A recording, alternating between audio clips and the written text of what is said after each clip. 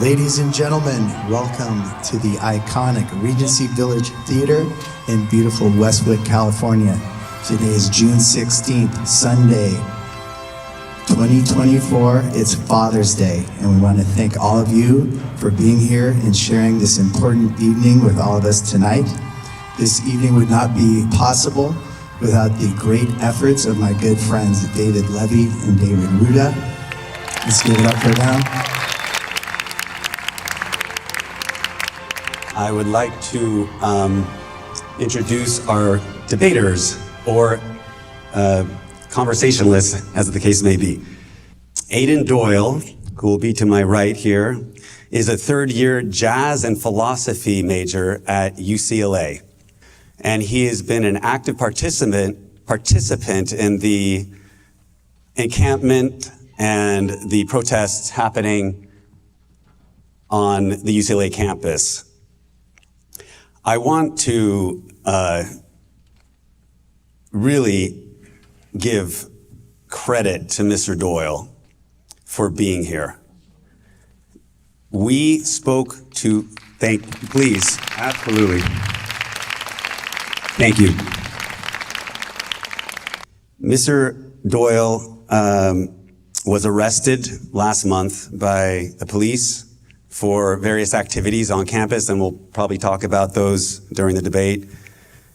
He films and documents protests and discusses foreign policy, electoral politics, and a number of other issues on his social media channels. Mosab Hassan Yousef.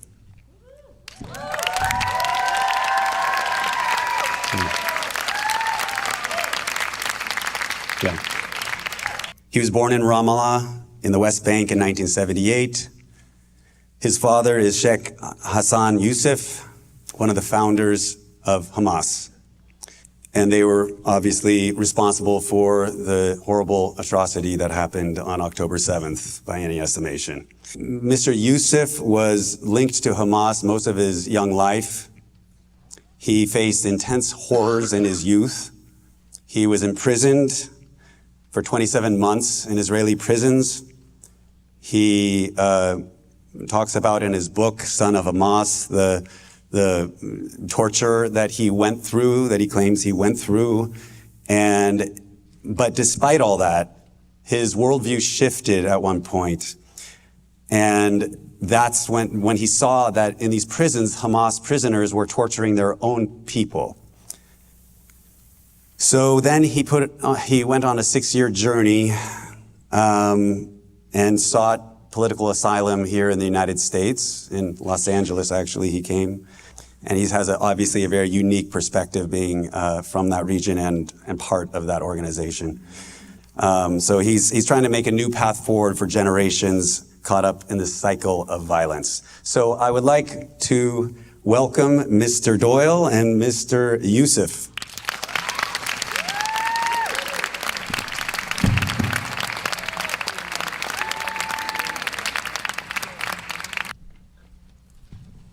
So, we're going to, these are the ground rules. We're going to have a question, often a yes or no question, and whoever I ask the question of will have 2 minutes to respond. Vida is over here, and she'll have a clock here to remind you. And after your 2 minutes are done, the next person gets to speak for 2 minutes, and then we'll have a rebuttal for 2 minutes, and then we'll move on to the next question. So I'd like to start off by asking I'd like to ask you first, Mr. Doyle, what aspect of your personal life brought you to be an activist for the pro-Palestinian encampment on campus and worldwide, I'm assuming, and what things in your life do you think brought you to this point? Sure. Well, yeah.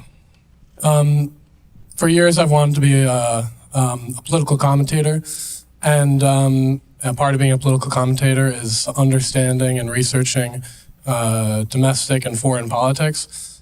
And in about August of last year, before October 7th, I just felt that it was imperative that I learned more about conflicts around the world, and I decided to research the Israel-Palestine conflict. By the time October 7th happened, I was already making videos and posting them on my YouTube channel about the conflict. And the more I researched, the more I became, the more pro-Palestine I became, and the more I saw a need for a Palestinian state. Mr. Yousef, I'm going to ask you the same question. I kind of led into this in the introduction, but could you tell us a little bit more about what led you specifically to become the advocate you've been for peace and for, all the things you say? First of all, good evening to everyone.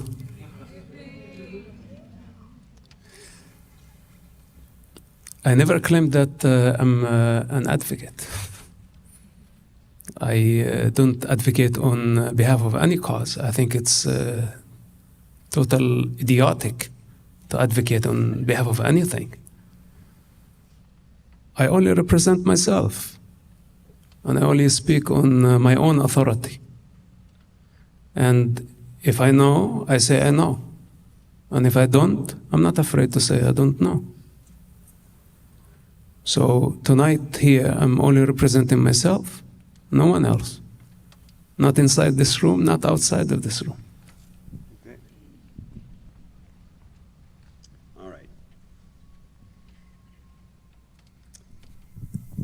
We had a debate up in Berkeley, and I asked this question, kind of like this question to start off with, and I'm going to ask it again here because I want to hear what you have to say, Mr. Doyle. What is a Palestinian?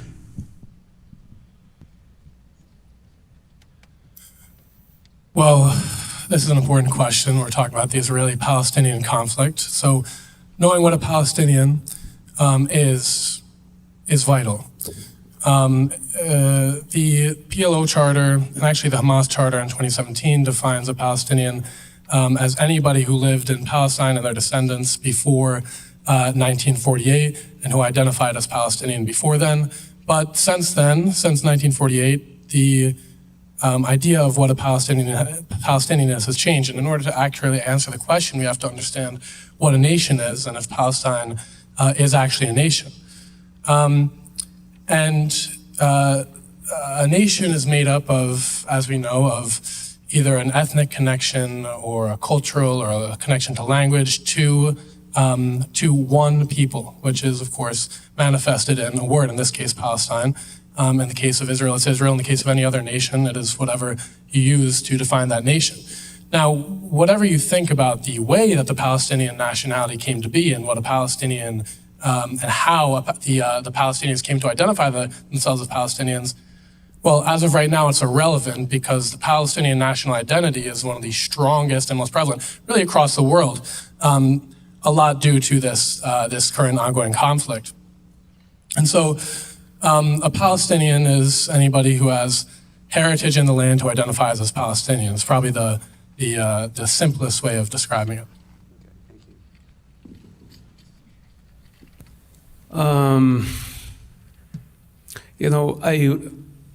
I thought for many years that I was Palestinian before I dropped that identity. And today I take it very seriously because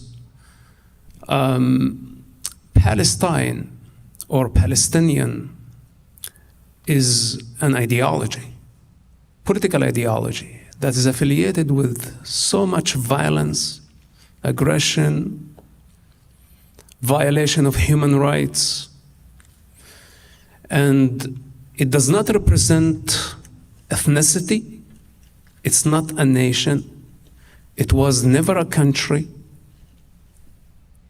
It's not a religion. It's not a distinct language. All I know that it was a colonial entity that lasted 25 years, approximately 25 years, since 1922 to 1948. So a colonial entity.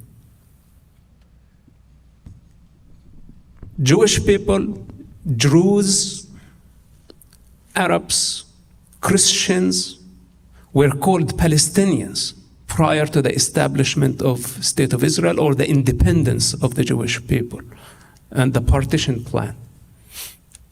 So even the Israeli Prime Minister Golda Meir was considered Palestinian with a Palestinian passport issued by the colonial authority, the British Mandate of Palestine at that time.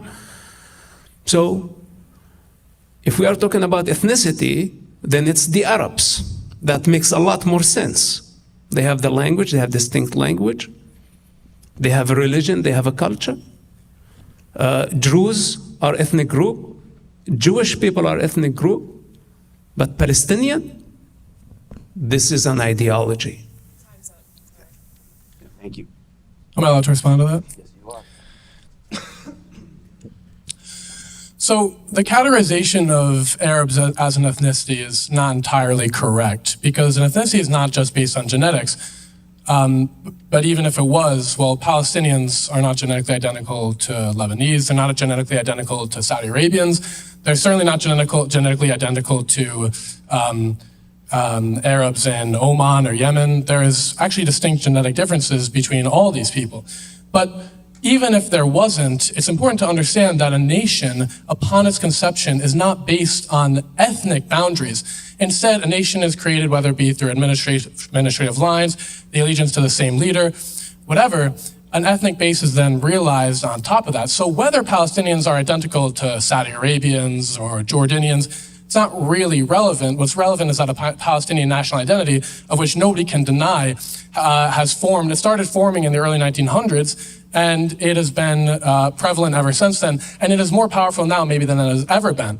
But then to say that because a Palestinian national identity formed only in the early 1900s and that people didn't call themselves Palestinian before then, again, is irrelevant, because we don't say that Germans aren't German because people called themselves Prussian before 1871. Likewise, we don't say that Israelis aren't Israeli because Ashkenazi Jews in the Middle Ages didn't call themselves Israeli. It's kind of an irrelevant distinction, especially considering that a national identity, especially in terms of the nation state, only began, as an ideology, only began, 200 years ago? So to say that because Palestinians didn't call themselves Palestinian in the 1500s, it doesn't have anything to do with the Palestinian nationality.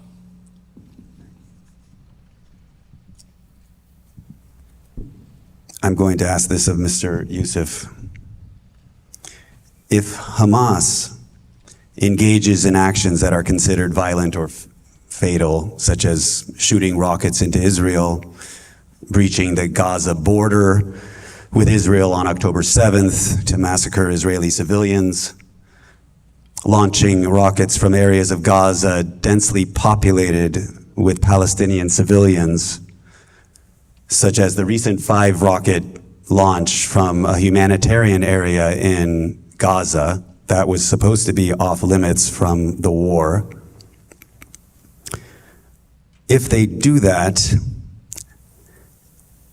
and then call their own civilians victims of genocide when Israel responds with bombs and military action that kill Hamas militants, as well as Palestinian civilians surrounding them, who are the Palestinian civilians the genocide victims of?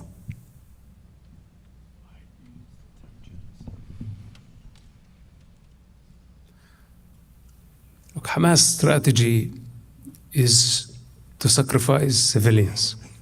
This is how they got the world's sympathy during the first, second, third, and fourth Gaza wars. And it paid off because it delegitimized Israel, it made Hamas lots of money, it gave them power, and they became a recognized authority on a regional level, also on a global level, as a legitimate resistance movement. So since then, Hamas knew when they built the tunnels beneath one of the most populated areas in the region. You think they did not have an idea that civilians will pay the price? They knew that. And also, who said that only Israel is killing civilians in Gaza? In the confrontation, in the shootouts, in the booby traps, Hamas is responsible, number one, for the atrocities of Gaza. And I think this is the problem with the anti-Israel, pro-Palestine movement, that they are in denial. They don't want to condemn Hamas for actually operating from populated areas and putting the civilians in the ways of harm. What are we expecting from any army trying to remove a bunch of savages from power? And there is no other way but to send foot soldiers. There is no other way but to confront, while the savages hide behind their own children.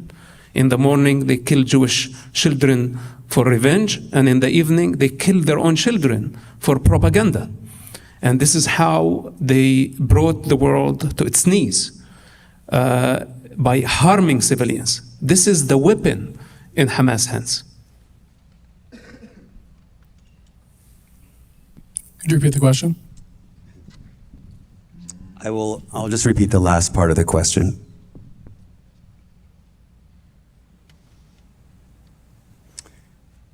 Who are those Palestinian civilians that Mr. Yousef was just speaking about and I described as being, for example, in the humanitarian area of Gaza, where rockets were launched from recently? And who are those Palestinian civilians, the genocide victims of? When we hear the word genocide used by many pro-Palestinian demonstrators. In a scenario where Hamas militants are putting children on the rooftops of military command centers, well, then those specific deaths are the responsibility of Hamas. But the deaths of the people in Tel al-Satan, right, the 40 innocent civilians who were killed by an IDF strike with no Hamas military center anywhere near, that is the responsibility of Israel. And Karim al-Sharif, back in the early couple months of the war, where 106 civilians were killed, again with no military center anywhere near, those deaths are the responsibility of Israel. And in any hospital that Israel bombs, in any safe zone, in any evacuation route, all of which Israel has bombed not only a few times, but repeatedly throughout the conflict, that is not only unjustifiable, not only illegal under international law because of, well, a lack of proportionality, oftentimes the negligence of dropping leaflets, which is actually the bare minimum according to international law, but also because it is asymmetrical civilian targeted warfare, which has been Israel's strategy since 2006, which constitutes a genocide. But it's not only the killing of innocent civilians directly by with their 2,000-pound bombs in Gaza and the targeting of civilian centers, whether Hamas is there or not. The genocide really precedes this, or at least the evidence of genocide precedes this, even in the past few years when Israel would deliberately target Hamas commanders' houses. But they would deliberately target Hamas commanders' houses not when only the Hamas commander was at home, but when the entire family was home. And keep in mind, Israel knew, because of their artificial intelligence and their advanced and sophisticated weaponry, when the entire family would be home. They decided to destroy the house when the entire family was home, when they had the option not to. And so the deliberate targeting of innocent civilians by Israel is evident. But it is not just that; it is also the starvation of the Gazan people. And time's up, but we can probably get into the evidence for the starvation and for the targeting of innocent civilians. So just to be clear, your position is that Israel is intentionally targeting civilians in Gaza? Yeah. Okay. Your response? Nope. We're not doing that. We'll probably get to that, though. We will. And you're going to get to it, too, when you have your chance. Thank you. Go ahead, Mr. Yousef. Look, I don't think Israel would target civilians intentionally. That's not possible. First of all, it would be totally idiotic. Why Israel would want to target civilians to create so much enemies around the globe. I was part of the Israeli operation for about 10 years. And many times there were civilians involved, and we canceled the operation. But the gravity of the situation in Gaza is completely different.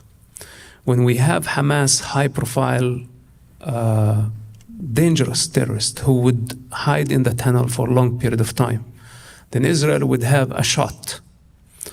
And now this Hamas top leaders go hiding behind civilians. Does that make them immune? This is a war. And in war, there are red lines that nobody should ever cross. But is there a war without collateral damage, without civilians dying in it, especially when the terrorists deliberately hiding among civilians, using hospitals, schools as operation rooms? I've been in those hospitals and in the schools right beneath in the tunnels. If I wasn't there myself, I wouldn't even speak about it. It's mind-blowing how Hamas constructed their entire operation beneath the most vulnerable areas on a purpose, because they wanted to drag Israel into such a dirty war to delegitimize Israel, to show that Israel is killing civilians. And what you are doing and the pro-Palestine doing here in the United States, you are falling into Hamas trap. There is no way Israel want to harm any civilian on a purpose. But Israel, do you think, is not aware that civilians being harmed? And it's a tragedy for Israel, what's happening. Time's up.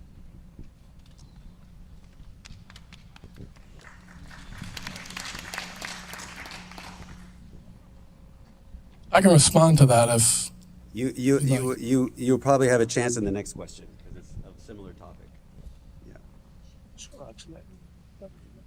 Go ahead. Well, sure.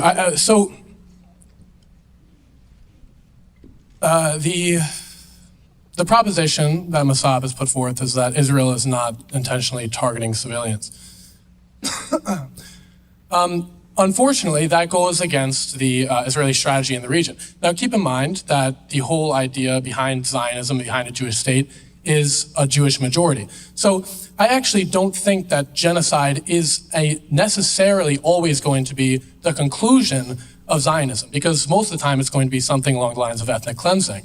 But if Israel wants to actually fulfill their goals of a Jewish state in the land, in the Holy Land, then ethnic cleansing is necessary for that goal.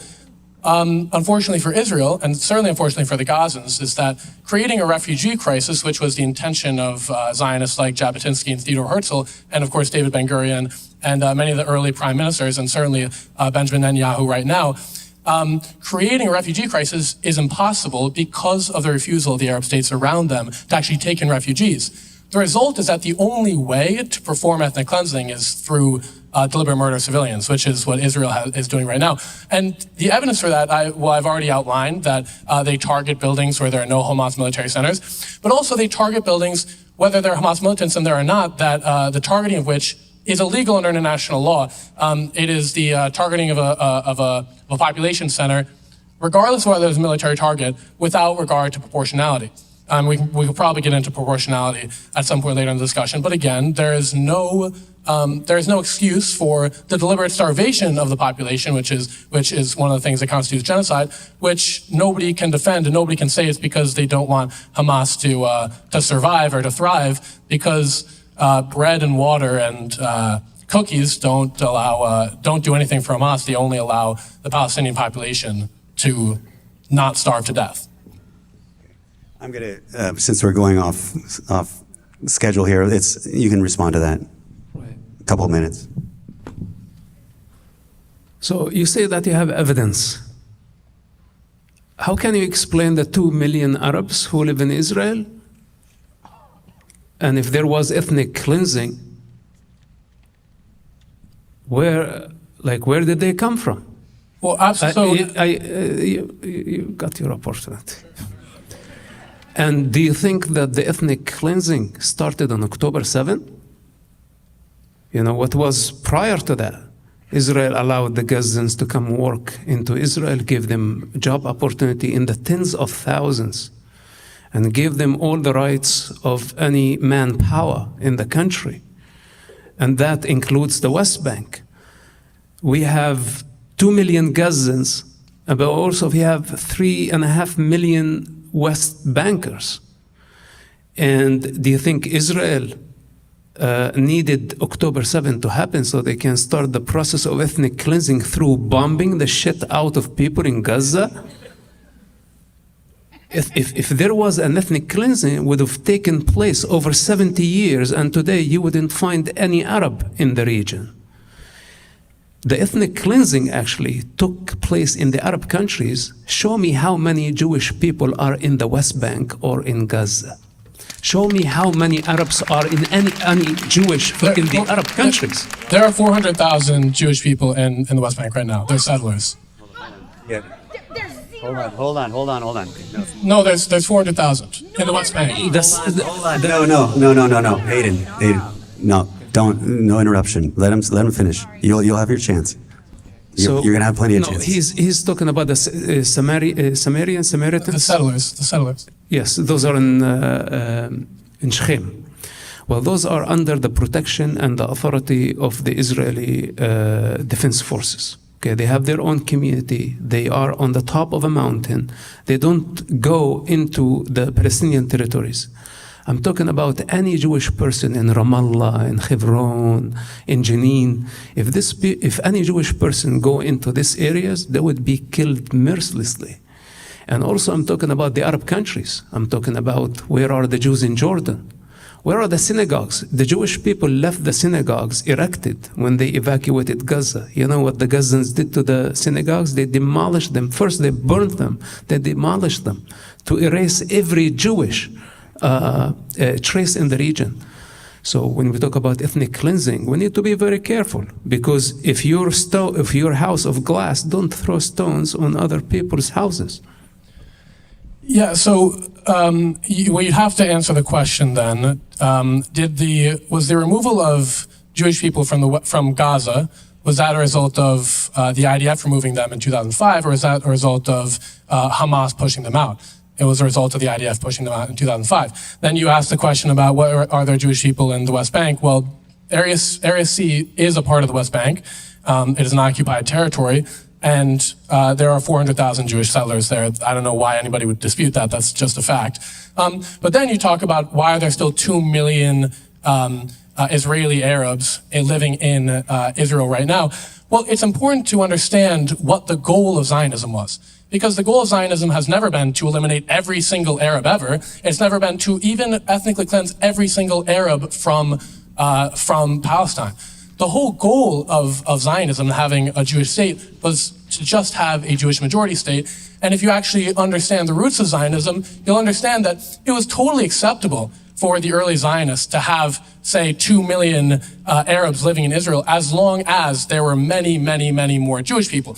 So Zionism is both conducive to ethnic cleansing and to the reality of the situation, which is, of course, ethnic cleansing, which is that 2 million Arabs have been allowed to remain in Israel. It's not about getting every last Arab out of Israel. It's more about maintaining racial supremacy over Arabs in order so that the interests of the state of Israel and the Jewish people are maintained. It bears complete disregard to the Arab people in Israel and all the Palestinians, in Palestine. But even then, and we only have 30 seconds, so we can't get into all the evidence. We'll probably get into it later. But there's currently a covert ethnic cleansing campaign going on in Israel through discriminatory land policies, through things like the absentee property law in 1948, things like the admissions committee law, which don't allow Palestinians, Israeli Arabs in Israel to live in Jewish neighborhoods. We'll probably get into the evidence of all that later. There is ample evidence that Israel is slowly but surely discriminating against the Israeli Arab population in Israel in order to either force them out or in order to stop the population growth. We're going to talk. In order to give this a little more back and forth, I'm going to ask a question that does deal with Zionism, since you just brought that up.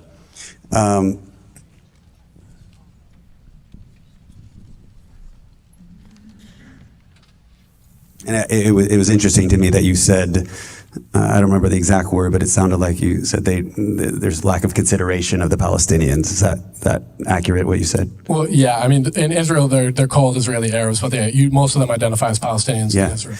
Okay. So how do you, Mr. Yousef, define this term that is used a lot, which is settler colonial state?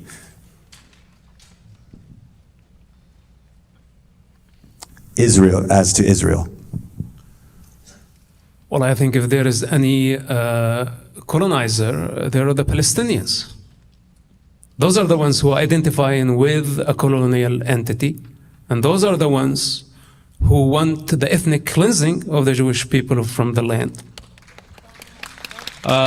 This is the ideology of the real colonizers. It's actually made up by colonial power. This is where Palestine came from, and this is what attracted Yasser Arafat, and what has been attracting many fanatics to identify as Palestinians. But in Israel, I see all type of ethnic groups. They have equal rights.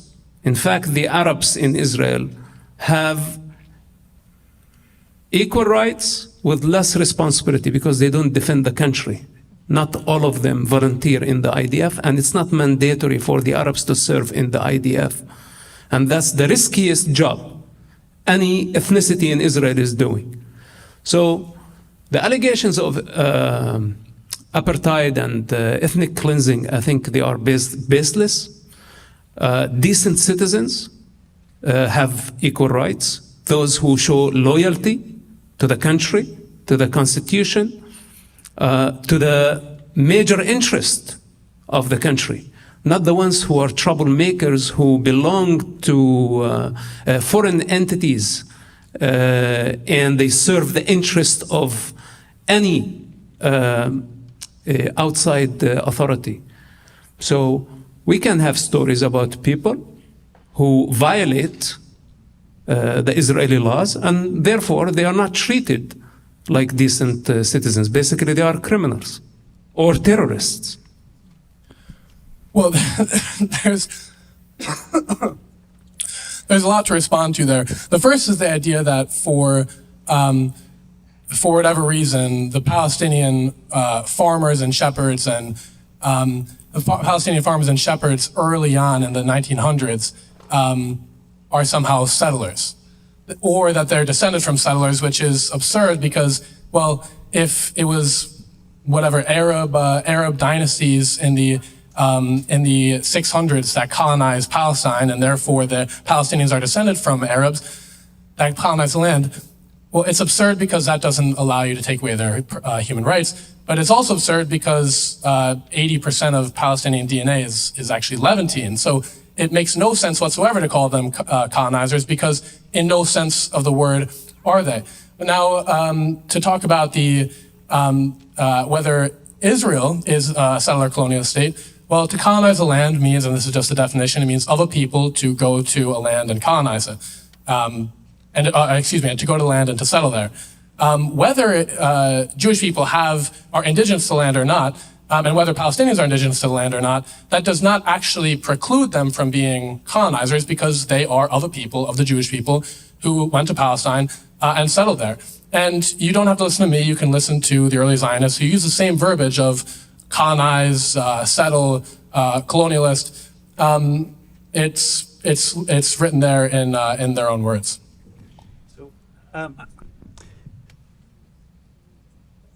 I have a couple questions I just want to ask you right now in response to what you just said. Wasn't it true that the word colonial or colonist had a different sort of meaning back in the early 1900s than it's taken on in recent decades with this idea of settler colonialism, which has been defined, as I've read, as agents of a mother country or sponsor that are coming to a foreign land to settle it, and not just that, that's just the first part, and the second part being, and to remove the indigenous population. So can you explain how you think Israel or Zionism really, or Israel, is a settler colonial state with that definition? Sure. So first of all, I actually forgot to mention something in Mosab's previous statement, which is that Israeli Arabs live with equal rights in Israel.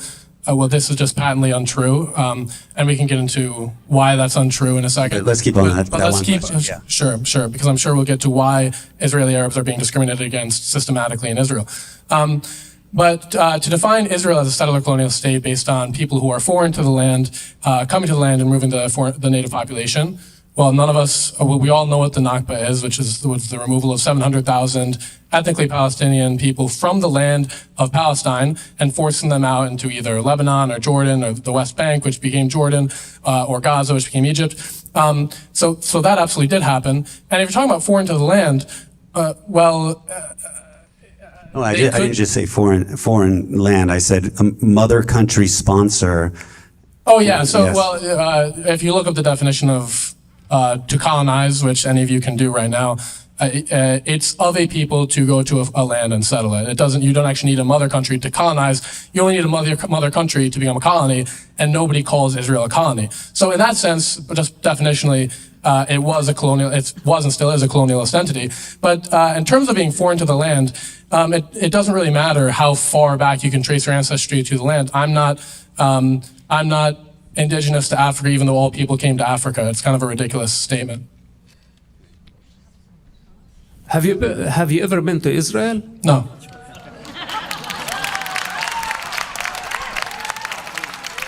No, but I'll say. You say what? What is happening in Israel and Palestine doesn't care whether I've been there or not. It's the reality, whether you like it or not. You can say what you want. You can say what you want. The evidence speaks for itself. The evidence speaks for itself, because when you murder innocent civilians, it doesn't care whether Aidan Doyle goes to UCLA or not. It cares whether innocent civilians are murdered or not. It doesn't care whether Mosab was born in Palestine. It cares whether innocent civilians were murdered or not. That's the reality. It doesn't matter where I come from or where Mosab comes from. Please, people. So, I have to ask you. Sorry, Mr. Yousef. Nobody's dying in this room by hearing some words. So let's just take a breath, and we'll let them speak. Half the people in Israel don't know the history of their own country. It doesn't matter. Who cares? Okay. No. Okay. Please. No. You have to understand that. You have to understand that the actual reality. It doesn't matter where you come from. You can still understand what is happening. Because it doesn't care. Because it doesn't care. It doesn't care who. Stop. Whether somebody dies or not. If I'm born in the United States, it doesn't affect whether somebody dies in Palestine. You don't understand that. You don't understand that. You're gonna get to ask him whatever you want. We will have Q&As, guys. Facts matter. Facts do matter. Facts matter. Facts don't change if I was born in Palestine or born in the United States. They don't change. They don't change. Okay, and what's the source of your information? What's the source of your information? Is Benny Morris okay? Is that a good source? Give me a legitimate book, and I would like to know an author that has the legitimacy, that they have studied, and they have the authority to speak on the topic. Name 3 books as source of your information. Yeah, sure. The Nation Forum by Rashida Khalidi. By who? Rashida Khalidi. Who is that? I never heard of this woman. He was actually he was part of the peace process in the 90s. Okay. But you don't know about him. That's fine. I still respect your opinion. It doesn't mean that you're wrong just because you don't know a single author, okay? That's fine. I can go on. Benny Morris, The Righteous Victims, 1948. Both of those books, does that satisfy you, or do you want me to keep on going? Keep going. Or do the facts change depending on how many books I've read? I could also talk about things called Creating a Nation by Eddie Balabar, or I could talk about Shlomo Mossad, a Tel Aviv author who wrote The Invention of the Jewish People, an Israeli Tel Aviv author. If your point is that what I'm saying is not right because I haven't read enough books, well, you're wrong on both counts. Okay. First of all, all the books that you read looks like going only in one direction, to delegitimize Israel. Do you know who Benny Morris is? I don't need to know. I think you're just making up stuff. Or the making of the Israeli nation. And I think Making of the Israeli nation. Do you know that book, or are you just uneducated? Look, what's the what's the answer? Listen. What did I tell you from the beginning of this conversation? I don't need to read books to know my land. You don't need to read books, but I do. don't need. I write the books. I write them. All right. I live the experience. I am the author. All the credibility you gained. I am not a second-hand knowledge. All of the credibility that you gained by living in Palestine was taken away from you when Israel put you on their paycheck. Okay. All right. We're gonna. If you because Do if you have evidence that I have a paycheck from Israel? you worked for Israel for 6 years. It's not. It's in your biography. What's your evidence? So you weren't paid to work for Israel. You just did it willingly. Well, Exactly. Okay. First of all, if you want to take personal aim, I can take you on a rabbit hole that you will never get out of it. Sure. Go ahead. I have been patient and respecting you. You know why? Because you're just an arrogant student with no knowledge, with no life experience, advocating on a very dangerous cause, being a useful idiot in the hands of terrorists, creating trouble, putting encampment, breaking the law, advocating on behalf of a terrorist organization designated by the American law as a terrorist organization, makes you a terrorist.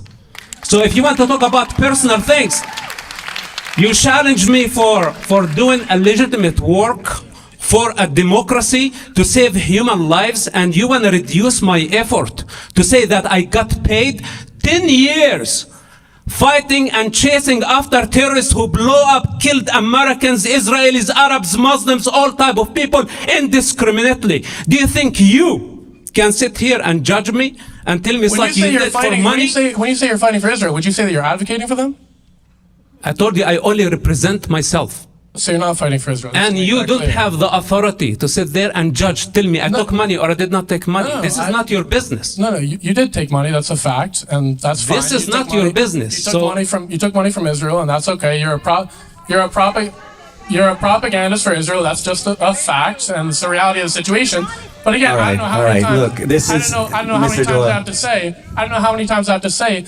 I can speak from my own authority. I can speak from the authority of historians. I can speak from the authority of the thousands of Palestinians who live in Palestine, who are actually living there right now. Because at the end of the day, the reality of the situation doesn't care about Aidan Doyle or Mosab Yousef. Whether there's a genocide going on, which there is, it doesn't matter whether I was born in the United States or not. It is simply the reality. And you can check all my sources. You can go read. Define a genocide.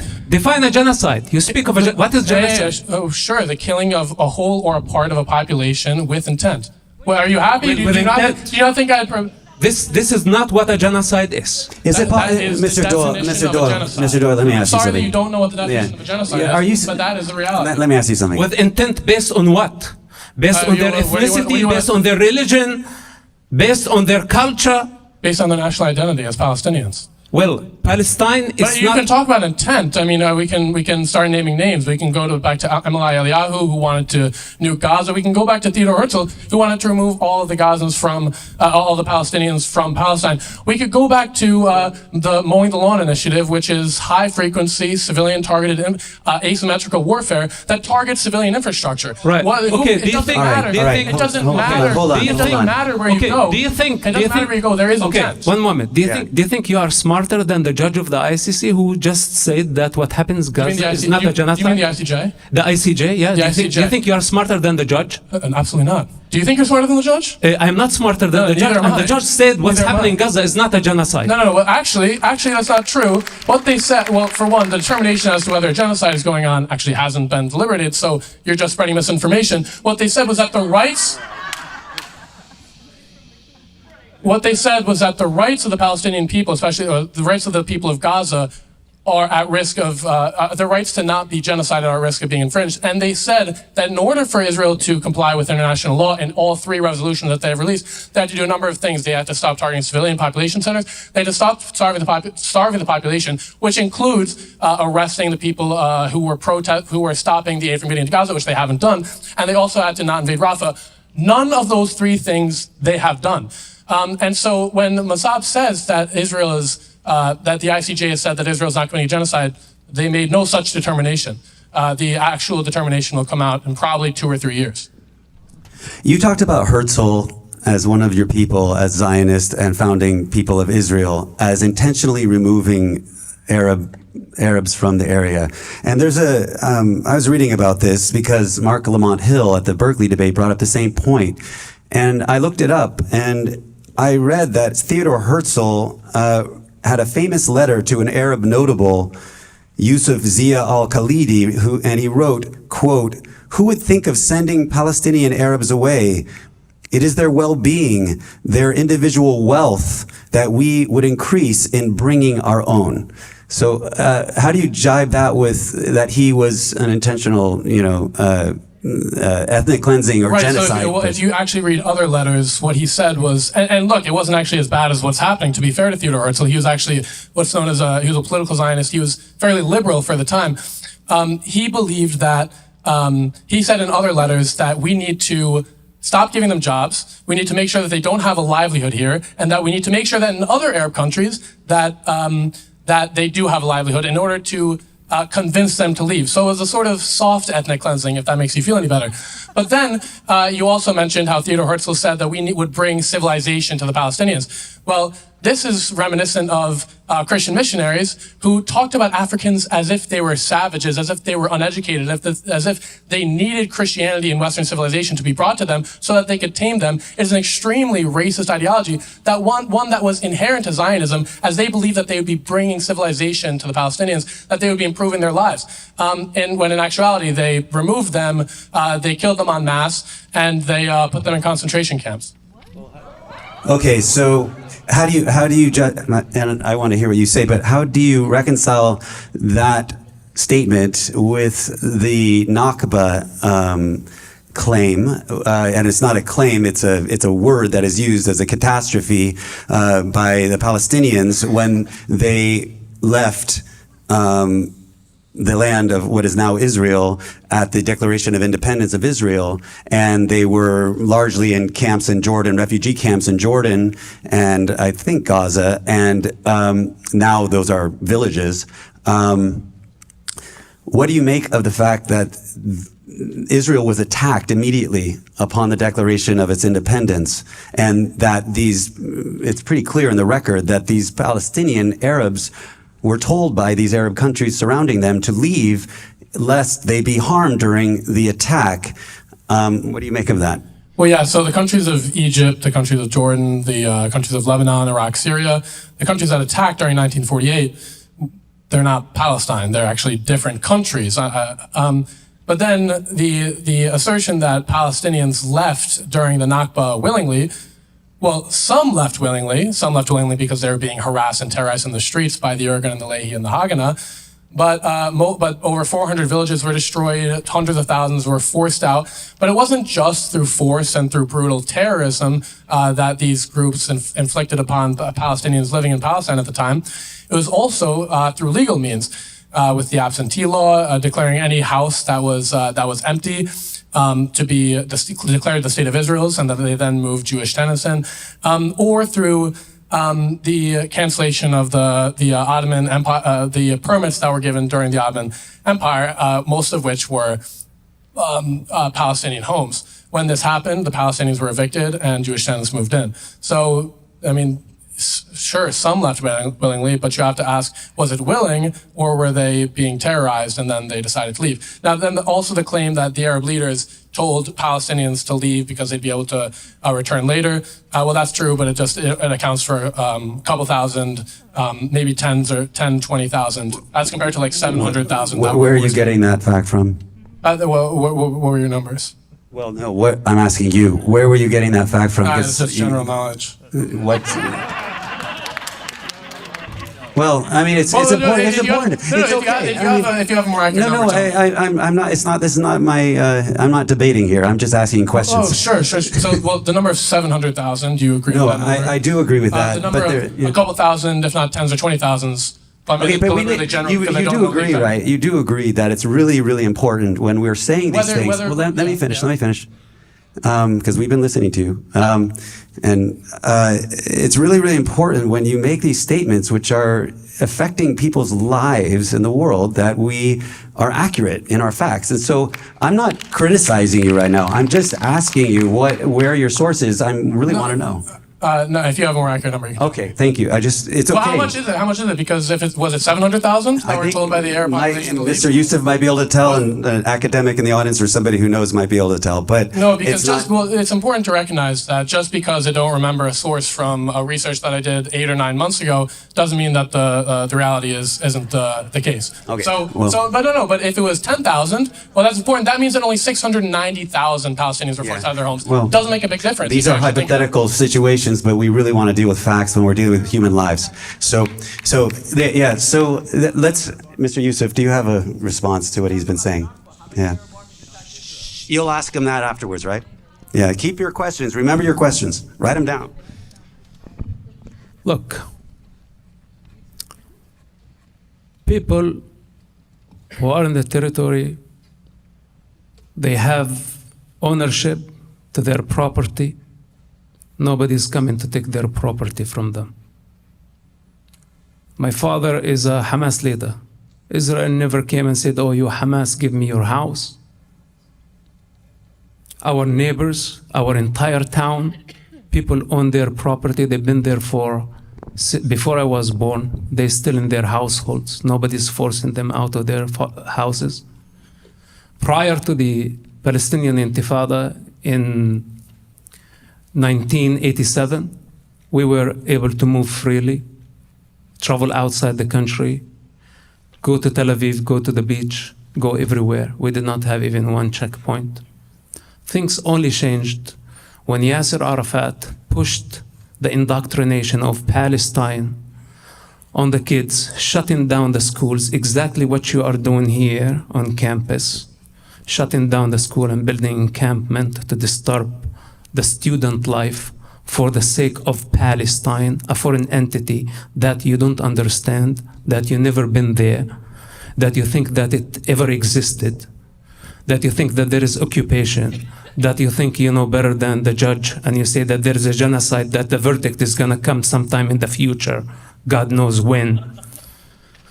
So you created this narrative in your head based on YouTube and TikTok videos. Then you claim that you educated yourself from legitimate resources. But I tell you, we as the people, the Arabs who live in that land, nobody ever took my house, even though we are Hamas. And nobody has the right to take your property. You have your name to it, then it's yours. And there are millions of people like this. So all your claims are baseless.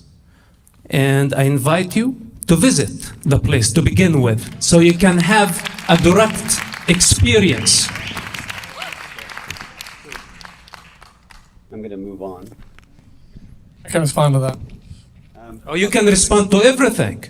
You are Einstein.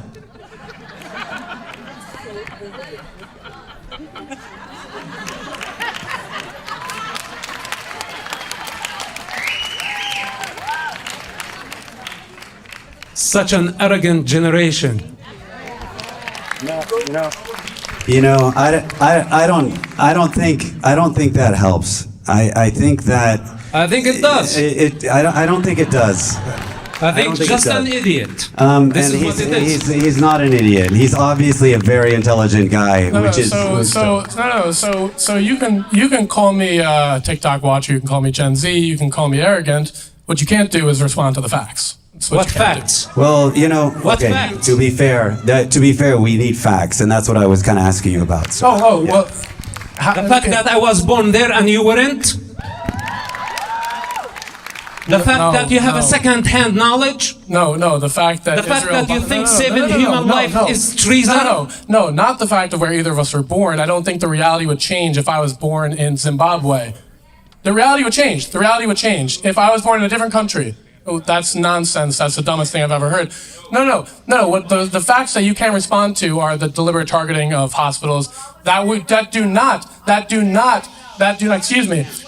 not have military centers in them, like Karim al-Sharif, like Tel al-Satan, like the evacuation routes that were bombed by Israel. And this is not according to me. This is according to you.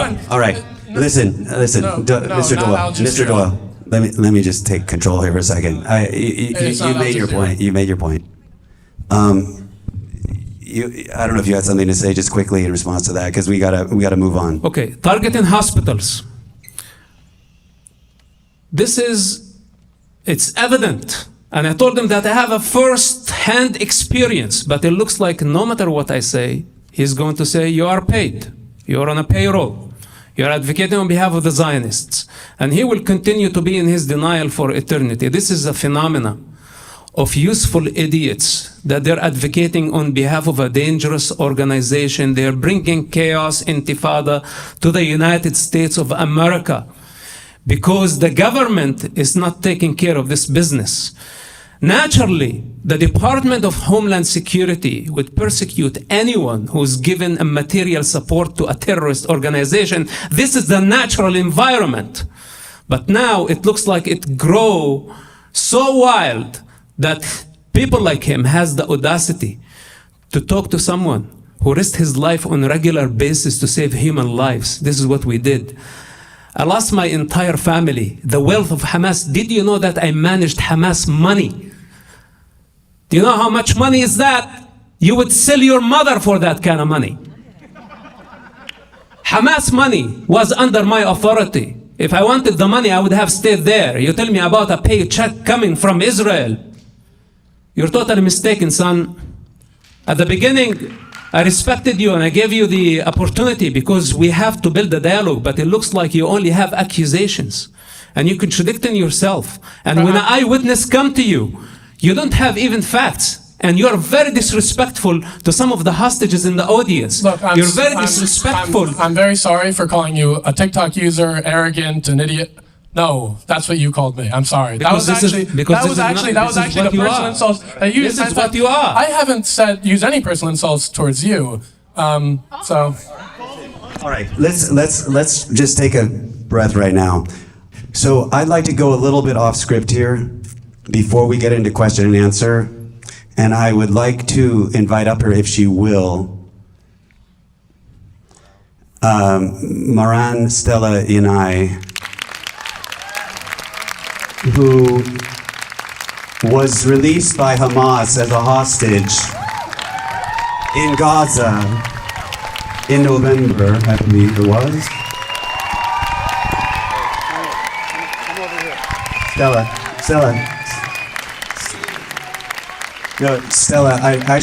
I want you to sit here. I'm going to go over there, okay? Because I'd like you to sit with Mr. Doyle and Mr. Yousef. And you can take my microphone for right now.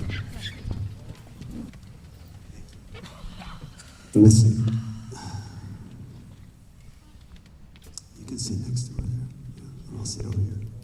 You just made me take a huge breath before there, because I really want to talk to you from an eye level, you know?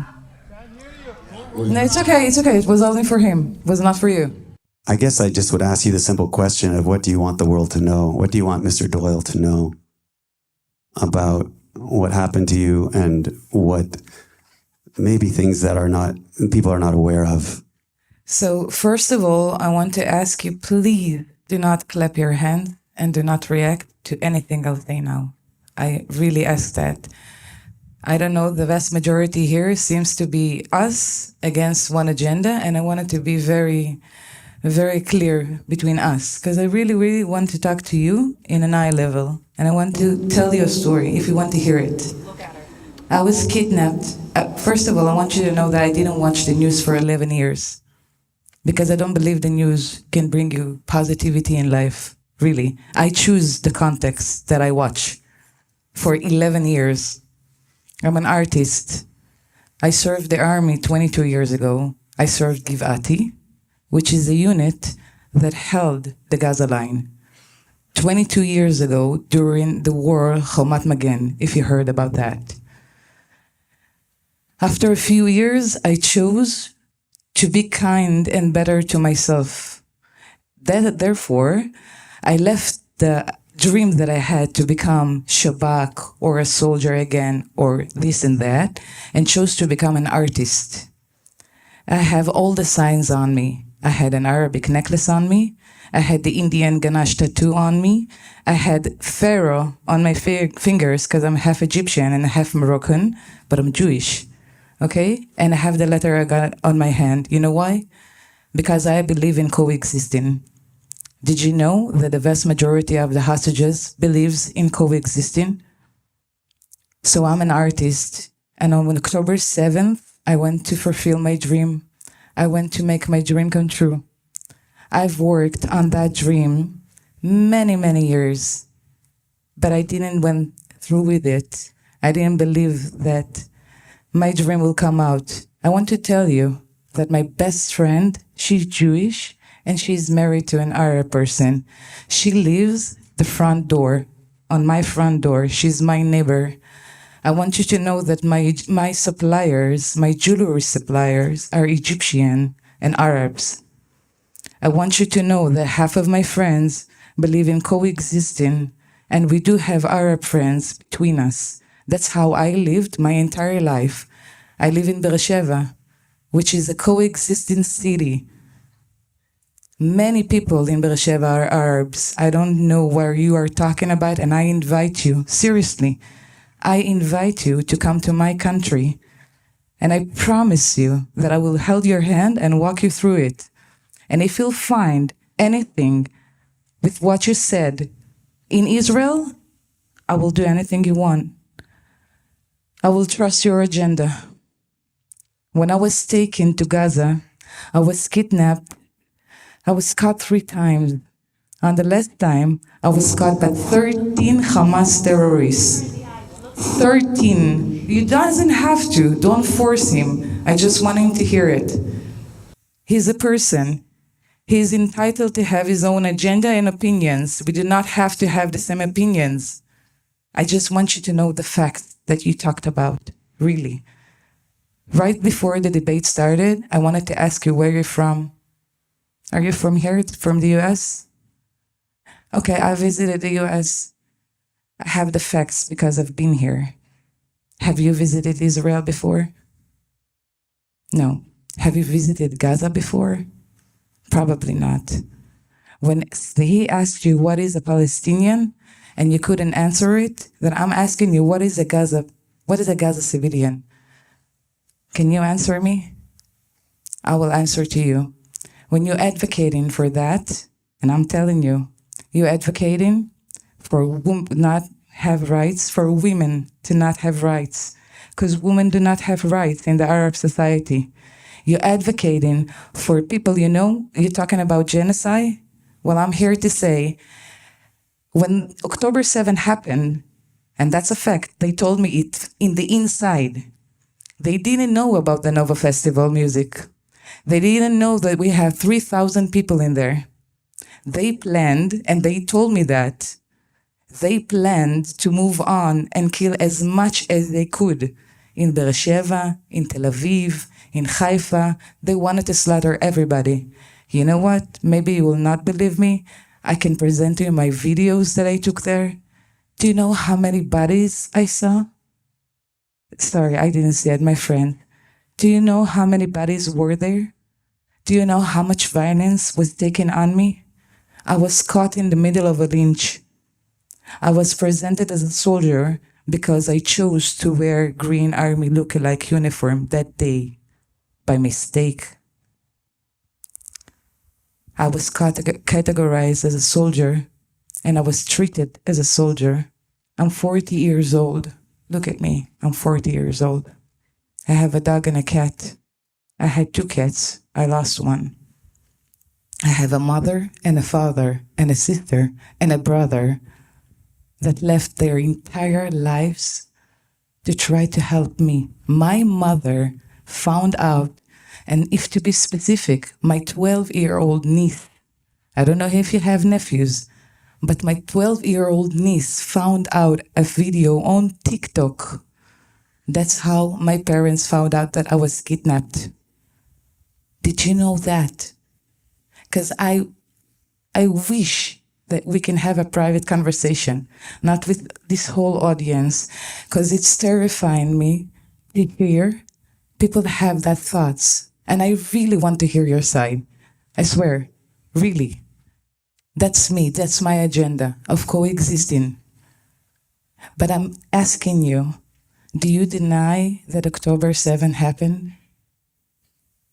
Basic answer, basic question. No. No, okay. Do you support the action of October 7th? No, I know, and I never have supported Okay. the killing of innocent civilians. What would happen if the army couldn't stop them and they would continue? Would you support that? We went to dance. We didn't attack. Wait, you're asking me if I would support the continued killing of civilians on October 7th? I'm No, I wouldn't. You if I you wouldn't. support the actions of people going to music festival, which is supporting freedom. Don't get annoying. I'm really asking you as a person. Do you support those actions? No, I know, and I've already said I don't support the killing of civilians. Okay. If you don't support those actions and October 7th didn't happen, would we sit here talking right now? Well, yeah, actually, we probably would. Yeah, you think so? Did you ever saw our people attacking that amount of people from the start, from our side? I'm asking simple question. I don't understand in politics. Yes. Yes? Have you seen it firsthand? You mean, okay, you keep on going. Do you mean, was I in Gaza when they were attacking during Operation Protective Edge? I mean, I can't really. When I was entering Gaza, and I told you before, I have Arab suppliers, I have Arab neighbors and Arab friends. When I was entering Gaza, and there is a video of that, I saw 100% of civilians celebrating me being taken. I didn't know about the other hostages. I thought it was only me. I didn't know about that. All I saw is 100% of civilians lynching me, beating me up. I was with a broken leg. I had bruises all over my body. Do you know that I've never cursed them? I've never argued with them, and I've never treated them like garbage. I respected them, even when they abused me. Because I believe that if I want to be respected, I have to respect everybody else. So I'm asking you one thing and one thing only, because I see you're not comfortable. I'm asking you to check facts on both sides. It makes life better. And I had the privilege to be on both sides. And I told you, I started from a place that I didn't watch the news for 11 years, just because of that. Talk to people. Private conversation. That's the real facts. That's for me. Don't clap. All right. Thank you, Moran.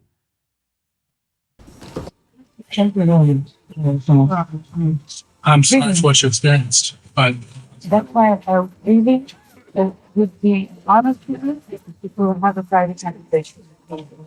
So sorry. you mean I feel? Whatever you want, you can touch, you can do it, you can do whatever you want. I love it. It's comfortable for you. I really want to listen. You really want to. You know what? I wish him all the pain of the victims of this conflict on both sides. No. And Respected anyone. he sooner or later is going to realize this for just being in such denial. And I respected you. You did not have to go to the personal stuff to tell me if I'm paid or not. I gave you the opportunity to represent your case. You did not need to attack me personally. Well, we'll get more into that. More into what?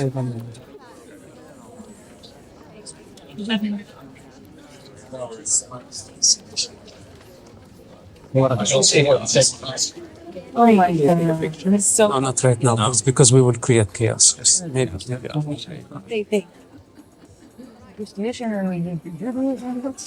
all over the same purpose. I clip this to your belt. Is that okay? Yeah. It's written in so many different languages and styles, if you want to call it. Like I said, NLP. What the fuck we're doing here? Oh, I cannot believe, it just... those conversations, when you live them, and talk about lived in East Jerusalem, to speak with these people who they wrote their own history. They wrote literally I made know. up their own histories. It just... I am really reducing myself talking to this kid. I just... Calling yourself alive. It's like he came really prepared. No, what I mean by prepared. He's He reading. memorized the narrative, and he just like even perfected more than those who He memorized. been claiming it for 70 years. He knows a lot more than Yasser Arafat on Palestine. Only. Take this whole effort, take it to a positive place. The dialogue, it's not gonna work. I agree. There's no dialogue. It's a dead end. I can wear this It's a to bit- walk next to your friend. I'm a sellout for saving human lives, but he is the hero advocating on behalf of the victims. Of course not. So let's go like this That's for it. wrong. But here's the thing. When I see the 2020, There are Jewish people in the encampment. There are people who wear Stars of David in the encampment. There are people who have shirts that say Jews against genocide. It's not, especially like the fact that Jewish people are discriminated against in Gaza and in the West Bank. Just wrong. They're all said, I need the Sinwar here. At point blank. And this is where we finish the business. Problem. Who kills who first, and we're done. But this dialogue, what's this? you show it in a twisted That way. we're supporting the Yeah, but it's not working discrimination. this way. It can't work in this way. Wait. Listen, there is a war, physical war, right? Okay. But there is much, much worse and bigger war in the social. Where's David? The young generation, okay? I'm not even considering that a generation. I'm all to your generation. You have to use it better, wisely, because when you do that, it's like what happened today.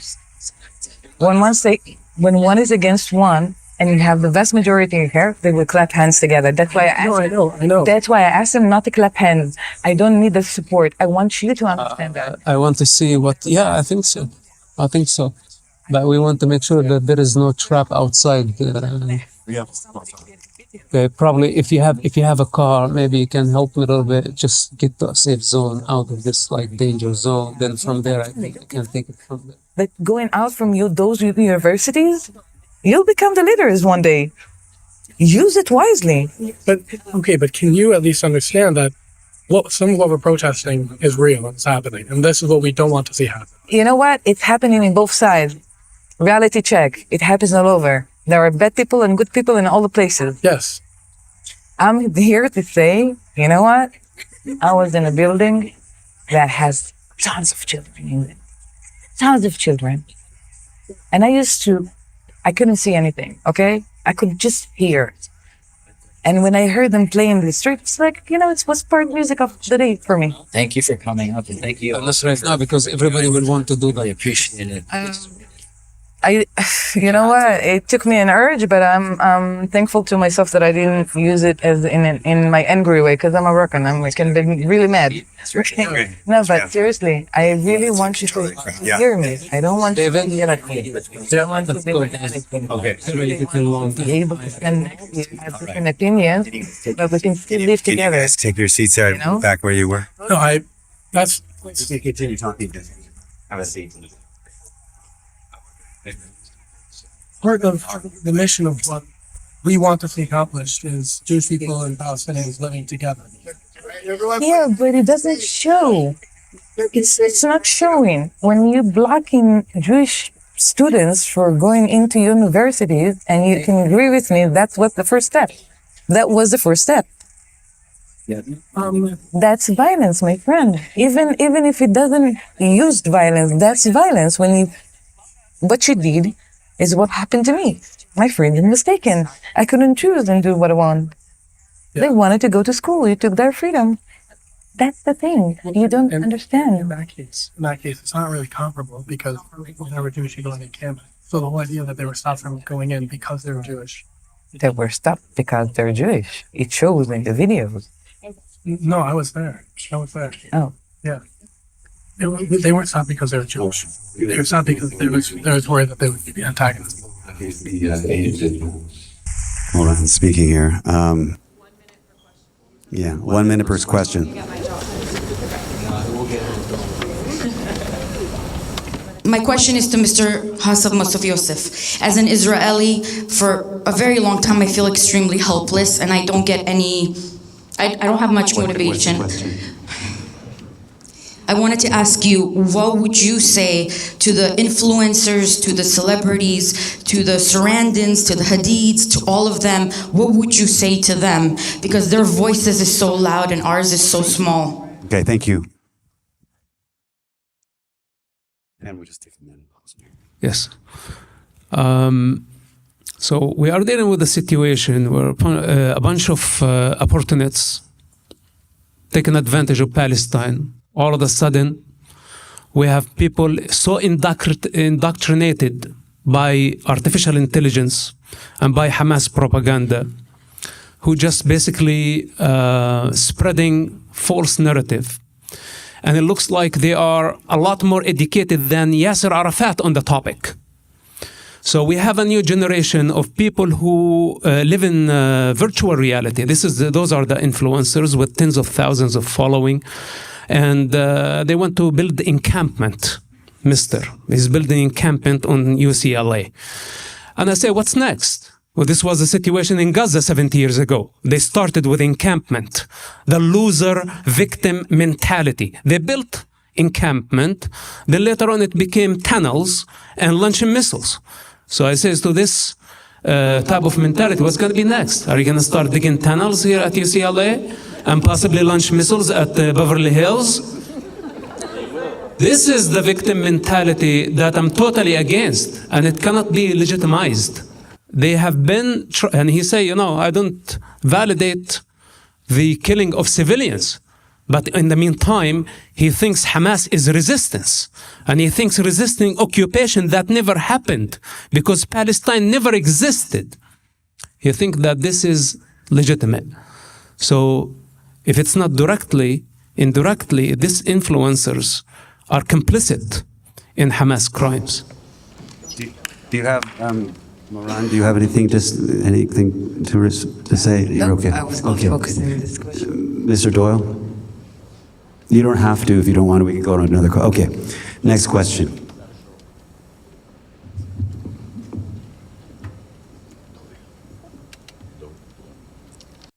Thank you for being here. Very short question. This is for Mr. Doyle. What is a Zionist? And considering their historical and cultural ties to the land, as well as your view of justice, where should Jews and Israel go if the state of Israel was to no longer exist? Thank you. The Jews in Israel, if the state of Israel were to no longer exist, should stay there and should have equal rights under the law. That's why, at least, I'll answer the first question next. That's why, as somebody who identifies as pro-Palestinian and somebody who I think has the same views as many Americans on the topic, what we want to see is equal rights for everyone. And what we see now is that not being the case. Now, in terms of what is a Zionist, I mean, there's a bunch of different types of Zionists, but probably the most generic answer, and I'm guessing you want to know what, like the average, you all know what a Zionist is. You want to know what the average pro-Palestinian person in America thinks of a Zionist. It's just somebody who wants to establish a Jewish state in the land of, in the region of Israel and Palestine. I don't know. Wait, so where should the Jews in Israel go under your sense of justice? Yeah, that was the last part of the question. Yeah, that's what I answered first, is that they should stay essentially where they are and have equal rights under the law. So should Jews be able to live in Palestine if there was a two-state solution? If there's a two-state, yeah, of course. Vida, your choice. Hi, thank you all for being here. My question is for Mr. Doyle. I heard you mention the starving as a component of genocide, and I wanted to know, why is it Israel's burden to provide food to Gazans and not Hamas, the actual government of Gaza? Why do the three leaders of Hamas, Ismail Haniyeh, Musa Abu Marzouk, and Khalid Mashal, who are collectively worth $11 billion, not responsible for feeding their own people? Right, so understanding why Hamas isn't able to feed their own people, you have to understand the agricultural situation of Gaza, which is that they're only agriculturally independent in two ways, and that's fruits and vegetables, which means that with the overpopulation of land, 2 million people in a 25-mile strip, and with the relative lack of, certainly right now, agriculture, there's no growing of food whatsoever, being agriculturally and therefore being able to survive by themselves without any exports is actually impossible. Now, the reason for this dates back to 1967 when the occupation of Gaza began, and you can say whether it was an occupation or not. There were settlements in Gaza. They took 20% of the land and they imposed laws on Gaza that specifically prohibited new agriculture from flourishing in Gaza, which means that they did things like banning the planting of more than one tree. They made sure that all agricultural exports went through Israeli vendors. And so this, I don't think it's controversial to say, systemic repression of the agriculture of Gaza, and also the subsequent overpopulation of Gaza and the disallowing of really anybody to leave or anybody to get in, has resulted in a situation, mostly with regard to the actual survival of the Gazan people through food, that is completely untenable. And then you talk about why is it Israel's responsibility to feed the people of Gaza? Well, it's Israel's responsibility because they were the ones who imposed the blockade in 2005. They're the ones who don't allow trade to happen. They're the ones who, maybe not entirely, but at least certainly partially, are responsible for the economic devastation that's happened in Gaza, not just since October 7th, but before that as well. And also because before October 7th, 500 trucks, some of which were provided by Israel, a lot of which were provided by the UN, were driven into Gaza. And now the number is hovering around 160. Oxfam, as you probably know, has reported that there are some Gazan children surviving on less than 245 calories a day. But the responsibility, so whether Gazans are dying or not is absolutely true. The responsibility lies on Israel because of their actions with regard to Gaza in the past.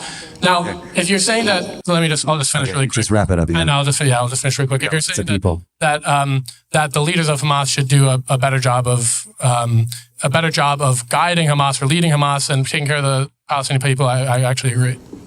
Okay, hold on one second. Moran, you got a response.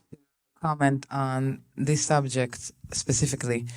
I'm a skinny person, and I lost 12% of my body weight inside captivity while my guards was eating in front of my face.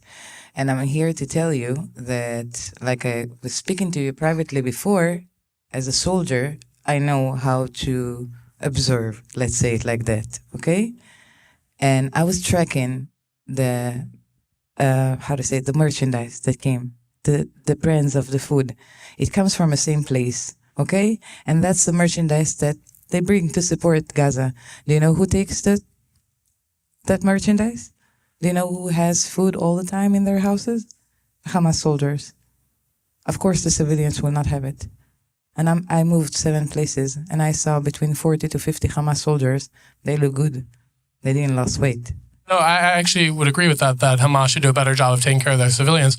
But what doesn't change the fact is that even if Hamas didn't hoard the food, if they do that to a large extent universally, even if they didn't do that, Hamas would still be starving. Excuse me, Gaza would still be starving. Sorry, Gaza would still be starving. How that's true. They're working, they're going into Israel, they have their merchandise and the market. They told it themselves that the food got expensive now, not before. It was okay. The prices was okay. Did you know that they get discount in electricity that we don't get, and we support the electricity? Do you know that we pay more? I pay more as a citizen in Israel than the Gaza people. Did you know that? Probably not. We give them the electricity and the water, right? Yeah. So it's the same electricity, right? I pay more. No, yeah. They give electricity to Gaza, which I think kind of illustrates perfectly. I didn't have electricity. Just saying. I sit in a dark room. No, I know. Hamas taking captives was horrible, and people who were responsible for that should be put in prison. But all of them. But the fact that Gaza has to be given electricity and they cannot sustain that by themselves is indicative of the horrific conditions of Gaza right now and before. Is that okay? Let me just hold on a second. The thing that seems to be missing, and I'm not criticizing what you're saying. I'm just like noticing that the thing that's missing from your commentary is why, and why is there control of these things in Gaza? Is it just because Israelis don't like Gazans? Or is it because they're worried about their self-preservation and they have to control things to prevent things from coming over the border? Is that? Well, as a part of controlling Gaza, they have completely decimated not only the civilian infrastructure, but the agriculture, the economy of Gaza. That's what I'm saying. As a part of controlling it, so destroying the agriculture of Gaza, as they did, as I said, in 1967, has nothing to do with safety. So, if you're asking, is the reason that Israel has this embargo on Gaza because they're worried about their own safety? Well, there's two answers to that. Well, one, no, it clearly isn't, because they have put into place repressive policies in Gaza long before Hamas even existed. But secondly, that as we know, these kind of repressive policies only increase the hatred. If they wanted to actually make peace, then they wouldn't be instituting embargoes. Now, it goes beyond that the embargo in 2006 was actually in violation of the ceasefire that they signed with Hamas. And so Israel's consistent violation of ceasefire agreements and peace deals is something that's not talked about nearly enough, and indicates that Israel's not just worried about their own safety, they're worried about making sure that they maintain the discriminatory policies that oppress the Palestinians in Israel and in Gaza. Okay. I think. Hold on. I think I would like to ask you where you're getting that information from, because it seems like there's been quite a few breaches of ceasefires by Hamas that I don't hear any times that Israel is initiating those breaches. But and I know you disagree with me, but let's take some more questions. I just want to set the playing field here a little bit. So we're going to start limiting the answers to 2 minutes so we can get through this, because we want to really get all these people's questions answered. Yes, over here. We've got some people over here. Vita, could you got it? You got the mic? All right. I have two questions for Mr. Doyle. I'll get them out as quickly as possible, and I hope you can answer both of them. Number one, you insistently evoke the Holocaust by accusing Jewish Israelis of genocide and putting Palestinians in concentration camps. The IHRA definition of anti-Semitism includes strong comparisons of contemporary Israeli policy to that of the Nazis. So, do you A, believe the International Holocaust Remembrance Alliance has misdefined anti-Semitism, or B, are you an avowed anti-Semite? That's A or B. What's the definition? It includes drawing comparisons of contemporary Israeli policy to that of the Nazis. You said you accused Jewish Israelis of genocide and putting Palestinians in concentration camps. So that's question one. That's just A or B. There's no option C. My second question is, there's an undeniable violent orthodoxy among your movement, and the encampment in particular, where anyone who advocates for the unconditional release of the hostages or the destruction of Hamas is physically attacked or blocked out of public spaces. So I'm grateful that you're here for a relatively civilized conversation, but how is your violent, exclusionist, anti-Semitic movement helping anything? And do you have a solution for the region and any ideas about the hostage crisis other than globalizing the Intifada? Yeah, so the definition of anti-Semitism by the what was it called? International Holocaust Remembrance Alliance. International Holocaust Remembrance Alliance. Yeah, that's ridiculous. You can compare. No, it is ridiculous. Well, because you can compare Trump to Hitler, and nobody calls you what? Anti-Trump. It's just nobody calls you racist for that. It's ridiculous. You can compare the policies of modern governments, whether it's Israel, the United States, Britain, Iran, to anybody else. Now, keep in mind that Israel consistently compares Hamas to Nazis, and yet nobody calls them Islamophobic. So that's an absurd definition. Anti-Semitism is the hatred of Jewish people, not the comparison of one government to another. That's absurd. But secondly, So secondly, the encampment wasn't anti-Semitic. In fact, there were. It actually wasn't. I'm telling you, it wasn't. So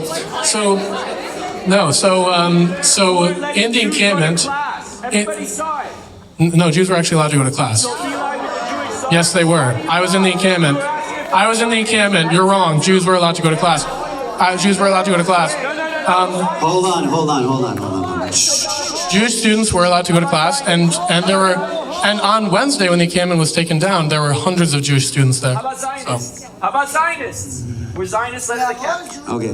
Actually, Zionists did into the encampment. No. You let them in. Agitators were removed. Yeah. No. Zionists allowed in the camp? Yes or no? I am. Zionists allowed in the camp? Yes or no? Okay. Okay, one at a Too many time. people. Too many I know a people. lot of people want to talk to me. Too many people. Please. Time's up. Okay. Yeah. Yeah. Plan for the region. Plan for the region. Yeah, we're gonna. And if they said yes, you wouldn't let them in. Please stand behind that, because that's the truth. That's not true. Okay. All right. So you know what?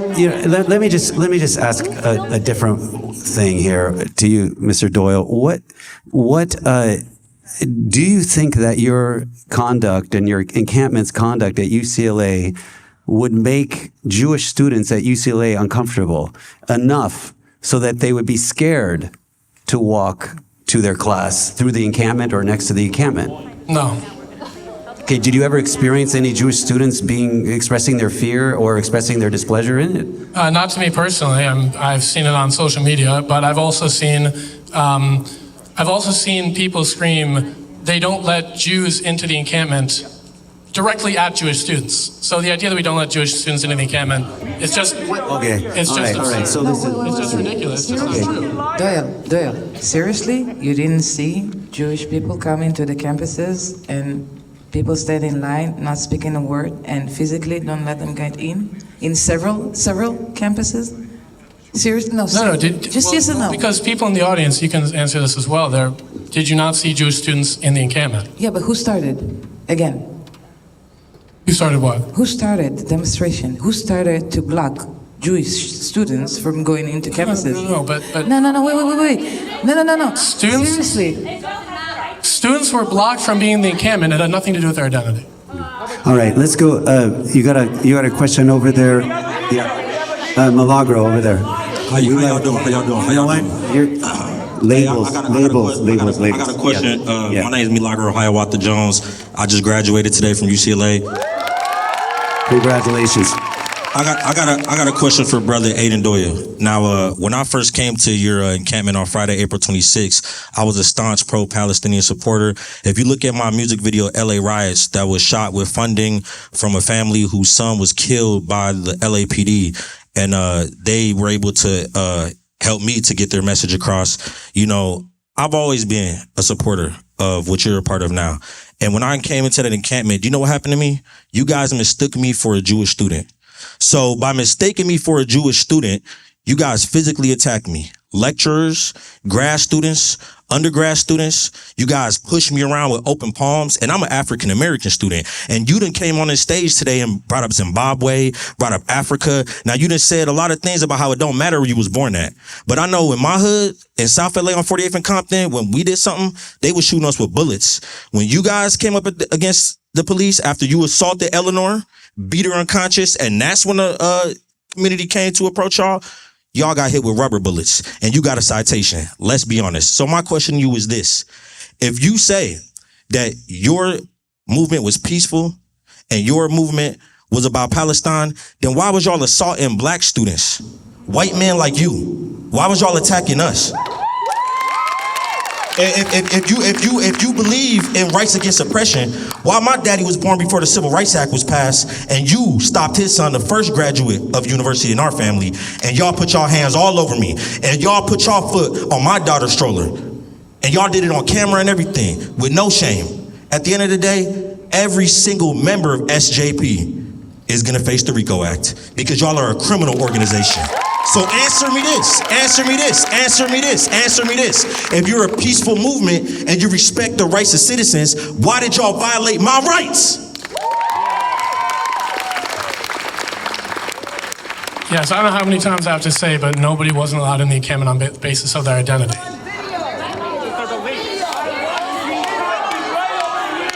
Yeah, you can say whatever you want. You would ask students before they walked into the library if they believe that Israel has the right to exist. And if they said yes, you wouldn't let them in. And we have proof of that. No, there are actually many people in the encampment who have a wide variety of views. That is a lie. Everybody here knows it, and you know it. You know it's a lie. No. I was actually in the encampment. And I talked to people. Well, if you want to listen to what I'm going to say, you can stop yelling. Stop yelling, please. Okay, we've heard you.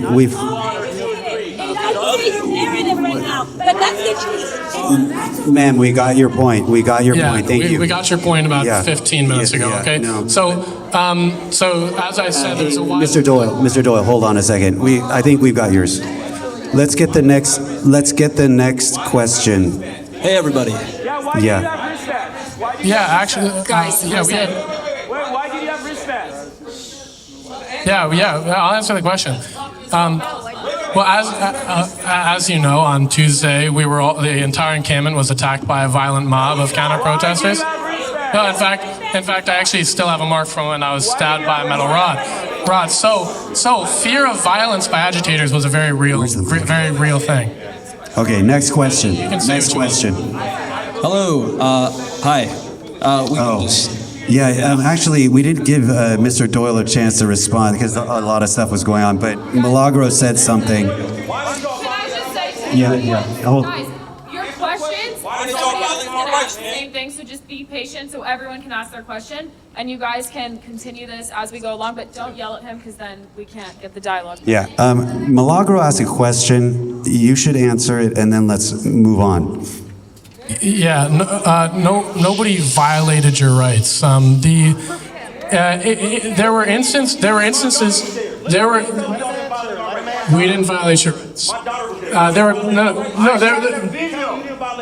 I've literally told you like 5 times already. You can sit down now. What? Yeah. So people were removed from the encampment. It was because of the fear of agitation, and we actually saw that agitation when men and women in the encampment, college-age students, were throwing firecrackers at, were assaulted. Okay, hold on though. You're not answering his question. His question was about what happened to him and his daughter, his 9-year-old daughter. So let's ask. People have been thrown. They leave the encampment. Y'all started violating my rights. People were removed from the encampment because of fear of violence and agitation. That's why. No, but what do you? I want you to respond to what he's saying. Are you just denying that what he said? Are you denying what he said? No, I said people were removed from the encampment.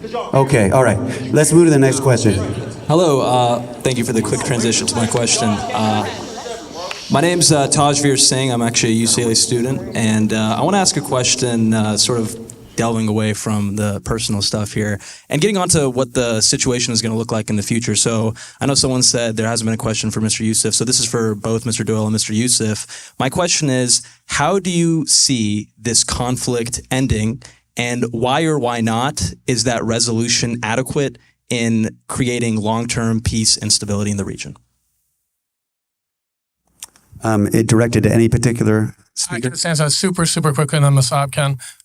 There needs to be a one-state solution with equal rights and protections for everybody, and an relatively equal distribution of the land for both Jews, Muslims, and Christians. And that means that the government, that means that No, the government of Hamas, the Palestinian Authority, and the Israeli government, none of them are perfectly suitable to do this, but it would require a lot of cooperation between the three. How would that work when there's a good number of the population in the Palestinian territories that do not want that? No, there are a number of people in Israel that don't want a one-state solution. There are a lot of people in Palestine that don't want a one-state solution. Wait. How can you say? Wait.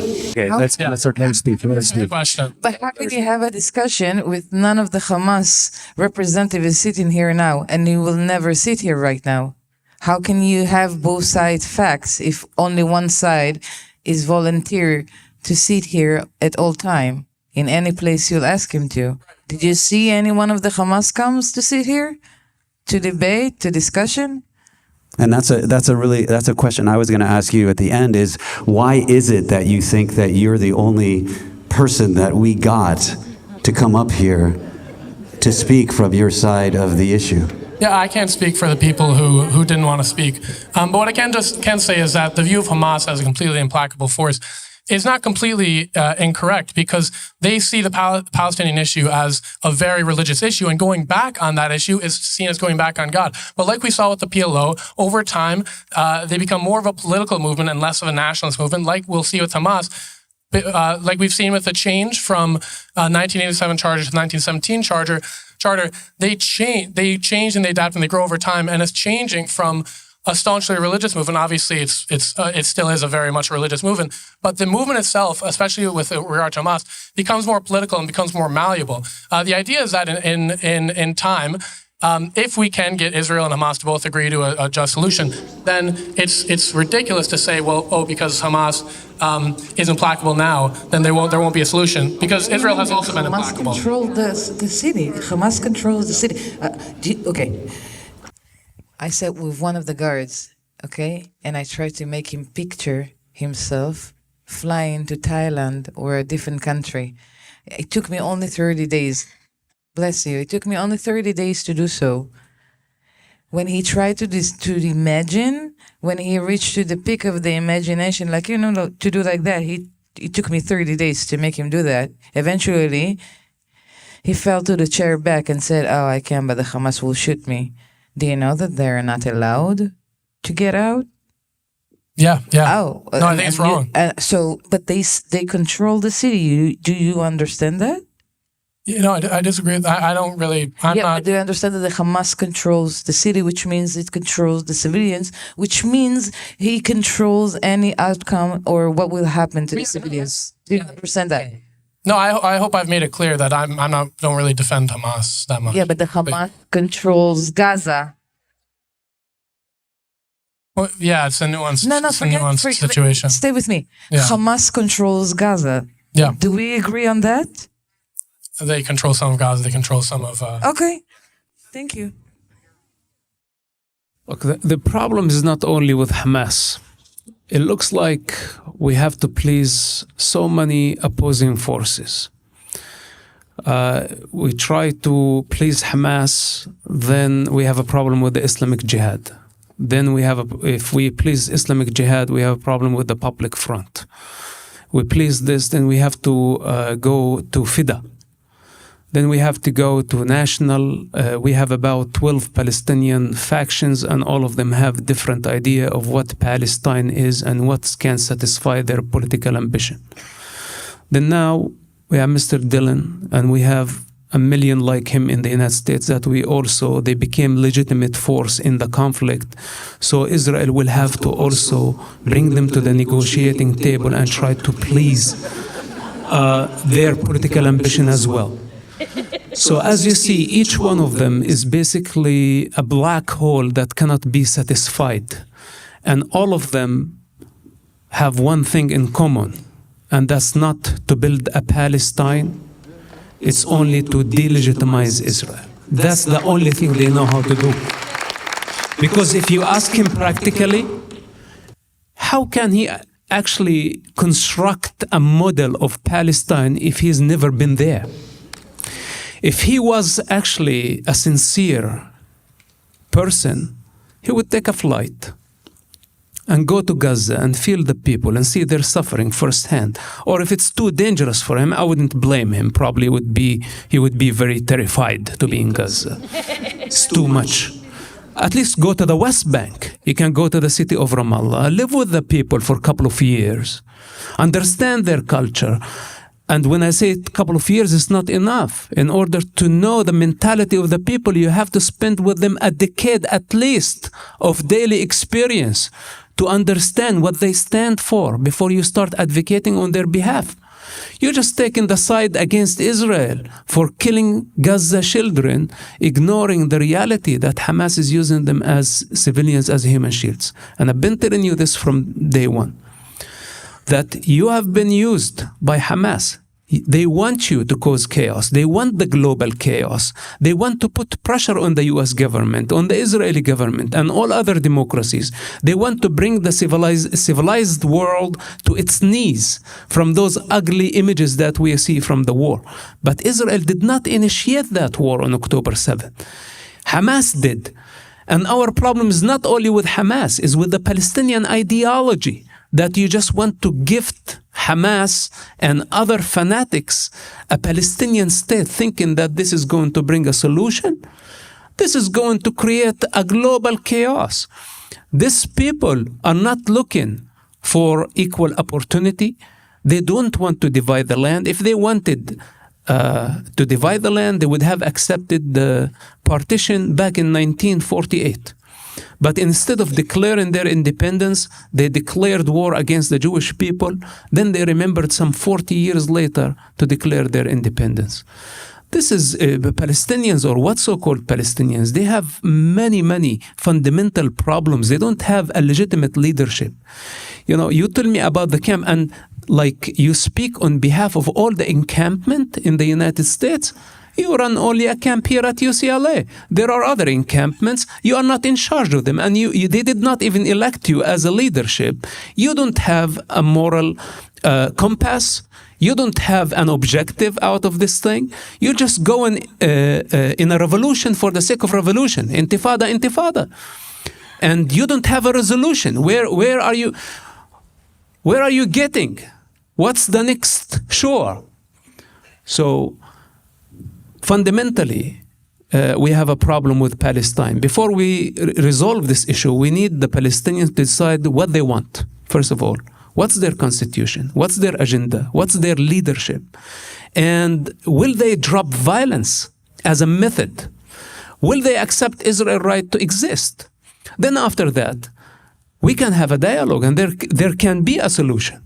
But as long as they want to annihilate the state of Israel, kill their own children, sacrifice civilians only for your sympathy and the rest of the world's sympathy, then this cycle of violence will never end. So first of all, the forced narrative must end. Then the use of violence has to be dropped completely and unconditionally, targeting civilians indiscriminately. Then after that, there would be room for dialogue and negotiations. If I may, so Mr. Yousef, add up to it the basic needs. I'm sorry, just in one clarification. 2024, gay people, women, other basic stuff that you know are not allowed in there. So try to think what you support. I just one point of clarification from Mr. Yousef. This will be really quick. I understand the characterization of Palestine and Hamas, but I think the answer you gave was a little retrospective. I guess I'm asking, what do you think, not what it should be like, but what it will look like? And is that a good solution or good way to create stability in the region? Look, the children of the region, before they were the Palestinian identity was enforced on them. They're just children. There are Arab children, there are Jewish children, there are Druze children, and all ethnicities can get along. Arabs and Jews can get along. And I lived that era. Before the first Palestinian Intifada, things were okay. Jewish families used to come to our village and dine with us. We used to go to theirs. My father, by the way, as a Hamas leader, I remember him prior to the first Intifada serving food with his own hands. That was just 1 or 2 years before the first Palestinian Intifada. And we coexisted together. There was no checkpoints, there was no wall, there was no stabbing. But then the Intifada came, and this is when everything changed. So in my opinion, if the Palestinian violent ideology and of Intifada, of violence, of globalizing the Intifada, of delegitimizing Israel, of canceling Israel's right to exist, if this nonsense is dropped eventually, I think Arabs and Jews can get along. But first, we have to drop the ideology, and this is where I have my problem, my fundamental problem. What is Palestine, and what is the purpose of Palestine? If you want to talk about security, there could be a peacekeeping force. It does not have to be a militia carrying big guns to just secure the cities, make sure that the women and the children are safe. Then we can invest in economy and we can invest in education. And it does not have to be a state at all. You know, for example, they can have the name of a state. Take, for example, the Vatican. It's a state without borders, but it's one of the most powerful states in the world. And Palestinians don't have to control the borders and have an army and become existential threat to the state of Israel. So my personal opinion, there have to be a transitional period where what so-called Palestinians or Arabs are put to test, that they are able to coexist with Israel. And after that, we can do it step by step towards total cooperation between the Jews and the Arabs. The only threat in the way, and this is my concern, is the Palestinian ideology. Moran, do you have a... I don't think we can talk about future when we still have brothers and sisters inside. And I'm a person of coexistence. Like I said, please, really, we want us to respect us all equally. I can talk about peace, and I'm a peace seeker. When I have literally brothers and sisters sitting down on mattresses, not seeing daylight for over almost 300 days. So I think that after our hostages will come back home, our people will come back home, there is a possibility to speak about freedom. And I'm here to say one thing and one thing only about that. If you keep repeating the same lesson with the same outcome, it will repeat again and again and again and again. That's how history repeats itself. That's that easy. If you want to change something, change your ways. Because what you're doing now, I'm sorry to say, this is exactly what the Hamas told me inside. And if you go and hear my interviews on Google, you will hear the exact that. Hamas woke up every morning and say, I have no emotion. My holiness is to kill and be killed. When I asked them, because we were in houses, when I asked them, say, is this house belong to a family? And he said, yes.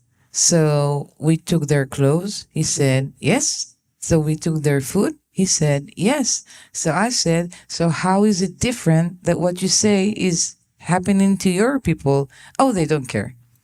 They take their own houses of their own people. You can't educate people with the same lesson, with the same outcome every single time. You want to make a change? Change your ways. Choose something different. So, thank you, Moran. Are there any people who support pro-Palestinian movement in the audience that would like to ask a question? Yes. We need a microphone over there.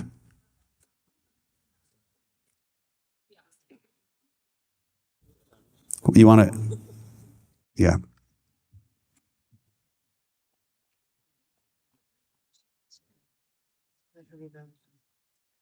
Thank you.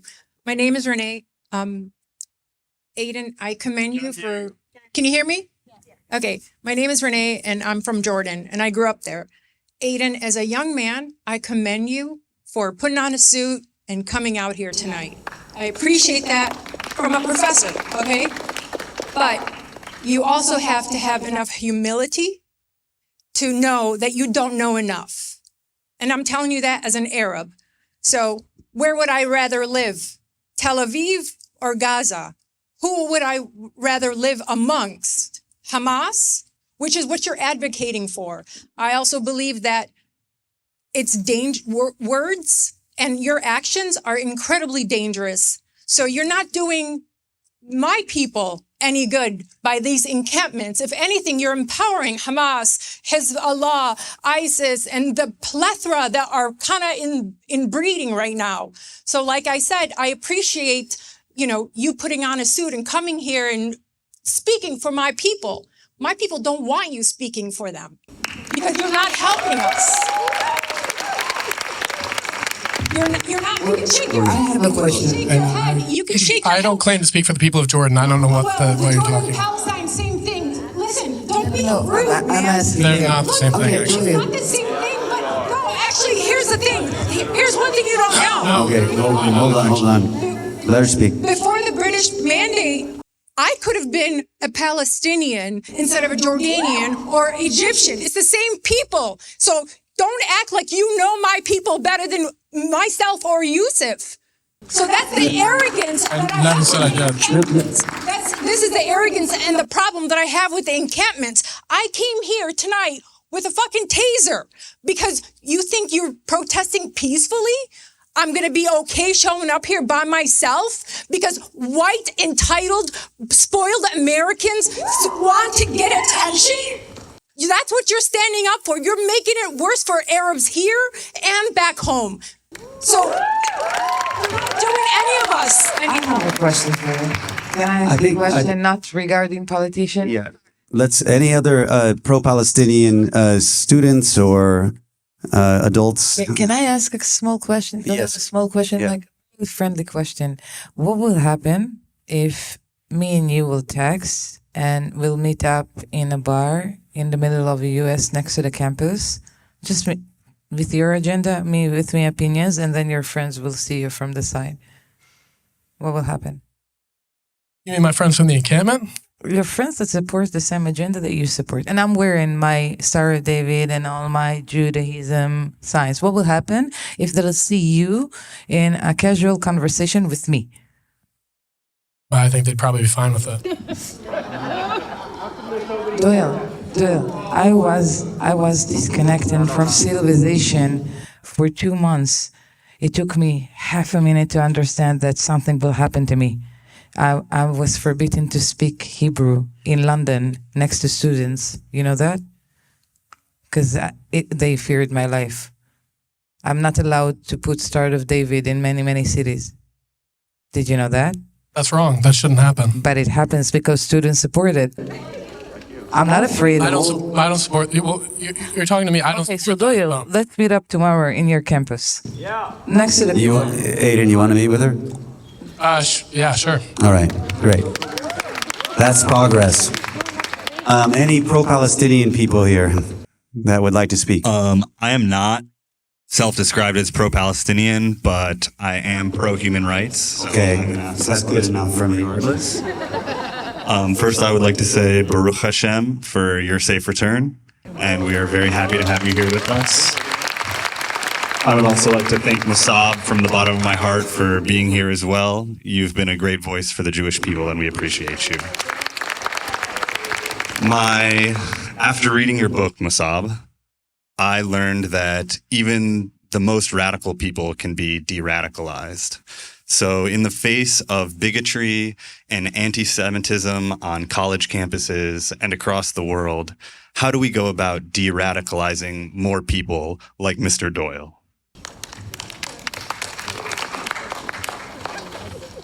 Look, ideology is a construct, and this is, I speak from a personal experience because I was able to change the way I think and the way I perceive reality. But requires lots of courage that we should work on ourselves and be able to drop our false identities, not actually empower them. Palestine or Palestinian, again, it's a construct, and we can deconstruct that. But first of all, we need either to drop it completely or to reshape it of something that is useful. And that's what I'm saying. You want to be a Palestinian? I don't have a problem. If they insist on that identity, ideology, then I have no problem. But I need to see their constitution. What actually makes them Palestinians? And how can I satisfy their needs, their wants, their ambition? And who is the leadership? Am I talking to students on UCLA campus that they're completely irrelevant to the reality of the Middle East, that actually don't have a connection or power to force Hamas to release one hostage, or to force Hamas to step down and get out of the way of the Arab and Jewish children so they can live their life? They don't have that kind of power. They cannot convince Hamas. Hamas won't listen to them. They don't have authority. But they are working freely to advocate on behalf of Hamas propaganda. So we are not helping the situation. We are empowering this ideology, we are globalizing it, and we are getting infinite forces from everywhere to take part of this complicated matrix of the Middle East. So my suggestion, first of all, we need to localize it, not globalize it. And anti-war activity is something, but to delegitimize a democracy by spreading all type of allegations, like for example, a genocide, this is a very serious allegation. And when the ICJ judge say that there is no genocide, then it's finished. The people with the authority on the topic said the final verdict, the final word. But the pro-Palestine and the encampment did not suit them well. They wanted the genocide allegations to continue for eternity because it's serving their agendas now. So I'll have to meet with every force that came to join the cause, the angry cause. How can we solve the problem? We will never be able to solve the problem this way. So we need to localize the problem. Enough. We don't want to globalize it. And we need the people of the region who has the authority to decide for themselves. I think today the Palestinians came to realize that violence is a dead end. What Hamas did, a momentum of 36 years of violence, what they achieved, the destruction of Gaza and the suffering of so many civilians, innocent children. Now they realize, I think, that this is a dead end. They're going nowhere. And I think this is the best education. Later on, I hope for the Arabs of that region to elect and nominate a reasonable leadership that cares for the future of the children, and not to get them involved in this vicious cycle of violence by giving nonsense solutions and speaking on behalf of a region that we don't understand. Thank you. Any other pro-Palestinian people here? Are you pro-Palestinian? Yeah? Okay. No, back there. I don't know if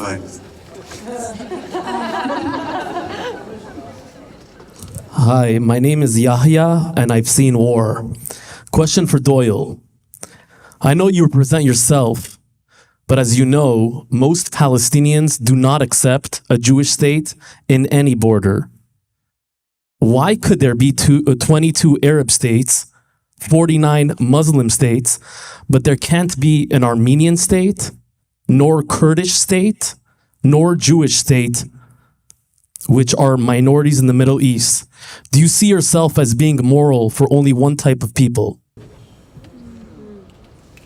No, I think I made it abundantly clear that the solution that I see. If you're representing yourself, then what are you doing representing the Palestinian cause? Like, you're not part of the Palestinian cause. No, I only represent myself. You want a Jewish state from the river to the sea. Why are you representing a group of people that are totally object to your opinion? What do you? No, they don't. I think there should be one. I think there should be one state with equal rights for everyone. That's my solution. What he's saying that the Hamas and the Palestinians want to eliminate Israel. That's what he's saying. The Hamas, the agenda of the Hamas, which is true, they say it daily. The Hamas agenda and the civilians' agenda, not most of them, how it is, not 100% support the same purpose, but most of them wants to eliminate Israel, which means to destroy and kill, not to move to a different place. That's what he's saying. That's it. I was just sharpening it. Yeah, so I guess the premise of the question is that many Palestinians want to destroy Israel. I think no, it's no. So a political situation in which the current state of Israel and the current state of Palestine, in whatever forms that they have taken up as of right now, don't exist, does not mean that you want to kill everyone in the region or kill all the Jewish people or kill all the Palestinians. And I think that when Netanyahu says that he doesn't believe in a Palestinian state, I don't take that to mean that he wants to kill all the Palestinians. Just like when Hamas in their charter says that they don't believe in a Jewish state, I don't take that to mean that they want to kill all the Jews. But if you don't support it, then how are you guys screaming intifada? All right. Okay. Yeah. So the 1987. Yeah. Yes. Yeah. 1987. Ma'am, please. Sorry, I have the microphone. Mr. Doyle, we gotta Can I ask wrap it up here. All right. We heard what you said. I really want. Hold on. Sit down, please. Hold on. Don't see with open eyes what's going on in the Middle East. It's not Palestinian and it's not Jews, it's Iran. Yes. Please, let's just put on the table and Put the money everywhere to destroy the Jews, because the Jews are the little ones, and then they'll go after the Gentiles, then they'll go after anybody. They'll go after you. Iran has mullahs that support the creation of the Muslim world. To be Muslim will have always a problem. I've been in the West Bank. I served in the West Bank. I have nothing against Palestinians. Now I have something that you have to realize. And if you don't realize, you've been sponsored by Qatar, which is sponsored by Iran. Until you finish this mullah running the world, we'll have a problem. I don't care what anybody says. Palestinians themselves are peaceful people. I'll be the first one. I deal with them. I do business with them. As long as Iran agitate, and agitating means money, support the extreme people. Can you just stay? Thank you. Okay. Thank you. Maybe you should direct your question. We're gonna. I'm sorry, That's I've it. got my microphone. I've been waiting. I have an important question. This Okay. is for you, Doyle. This will be the last question for Yeah, now. thank you. We can do more of these if you want. Okay. So, I'm not sure if you're aware of this, but since about 2018, there have been settlements of Palestinian families in Afrin, which is the part of Kurdistan that's occupied by Syria. And this has been a part of a movement to Arabize the region and to decrease Kurdish presence there.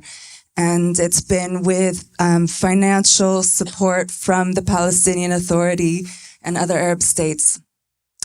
And this is just one very recent example, but I'm curious why you don't take into account Pan-Arabism as an ideological movement of ethnic and cultural hegemony when you're discussing the things that are prolonging the conflict and what that means and has meant for minorities of the region, and how that has been a fuel for the ongoing resistance to any minority independence or sovereignty, including Jewish.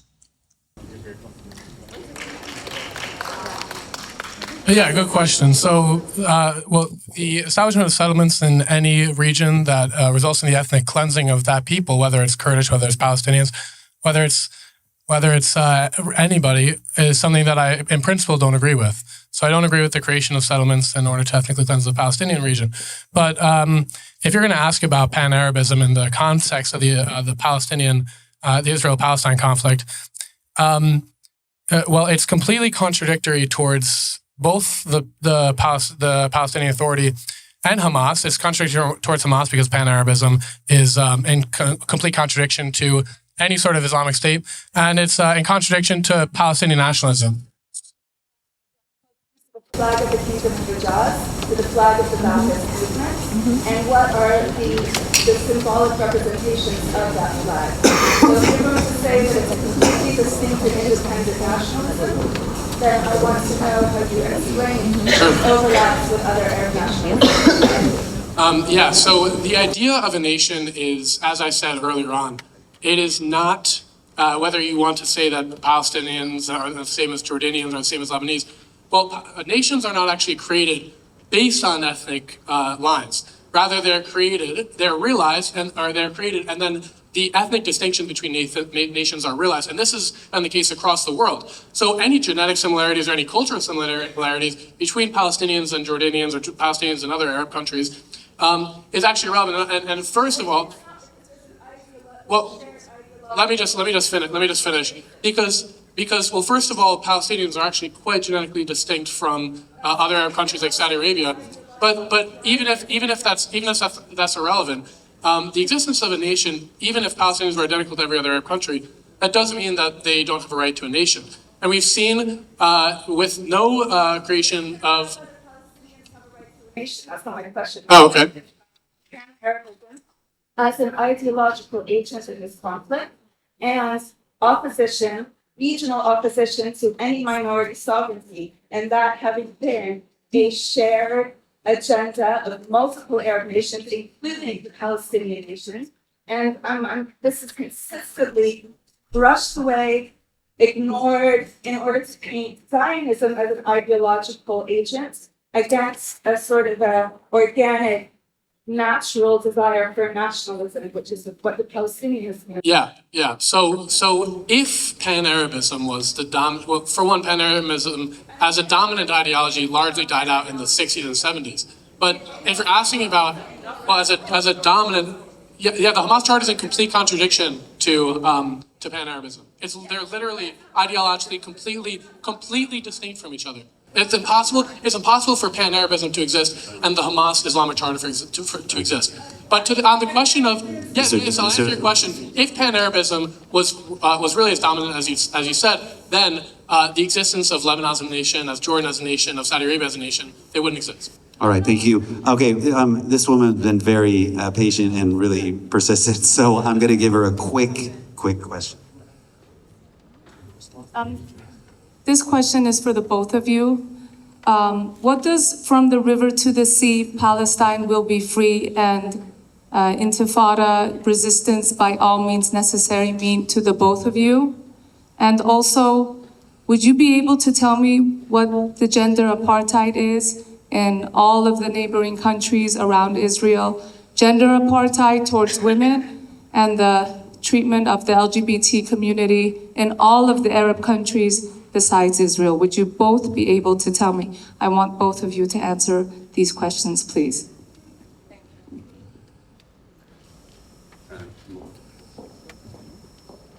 Yeah, sure. Well, from the river to the sea, Palestine will be free. All Palestinians are free from the occupation, that they don't have to face discrimination, that they don't have to face apartheid, and that they don't have to face oppression by the Israeli government, and that they don't have to face these constant incursions into Gaza, which, by the way, are designed to be asymmetrical, to target civilian infrastructure, and to make sure that Hamas has as little public support in Gaza as possible. And next, you said about the gender apartheid. It's actually not that hard for me to. It's not that hard for me to say that women and men should have equal rights in every country. It's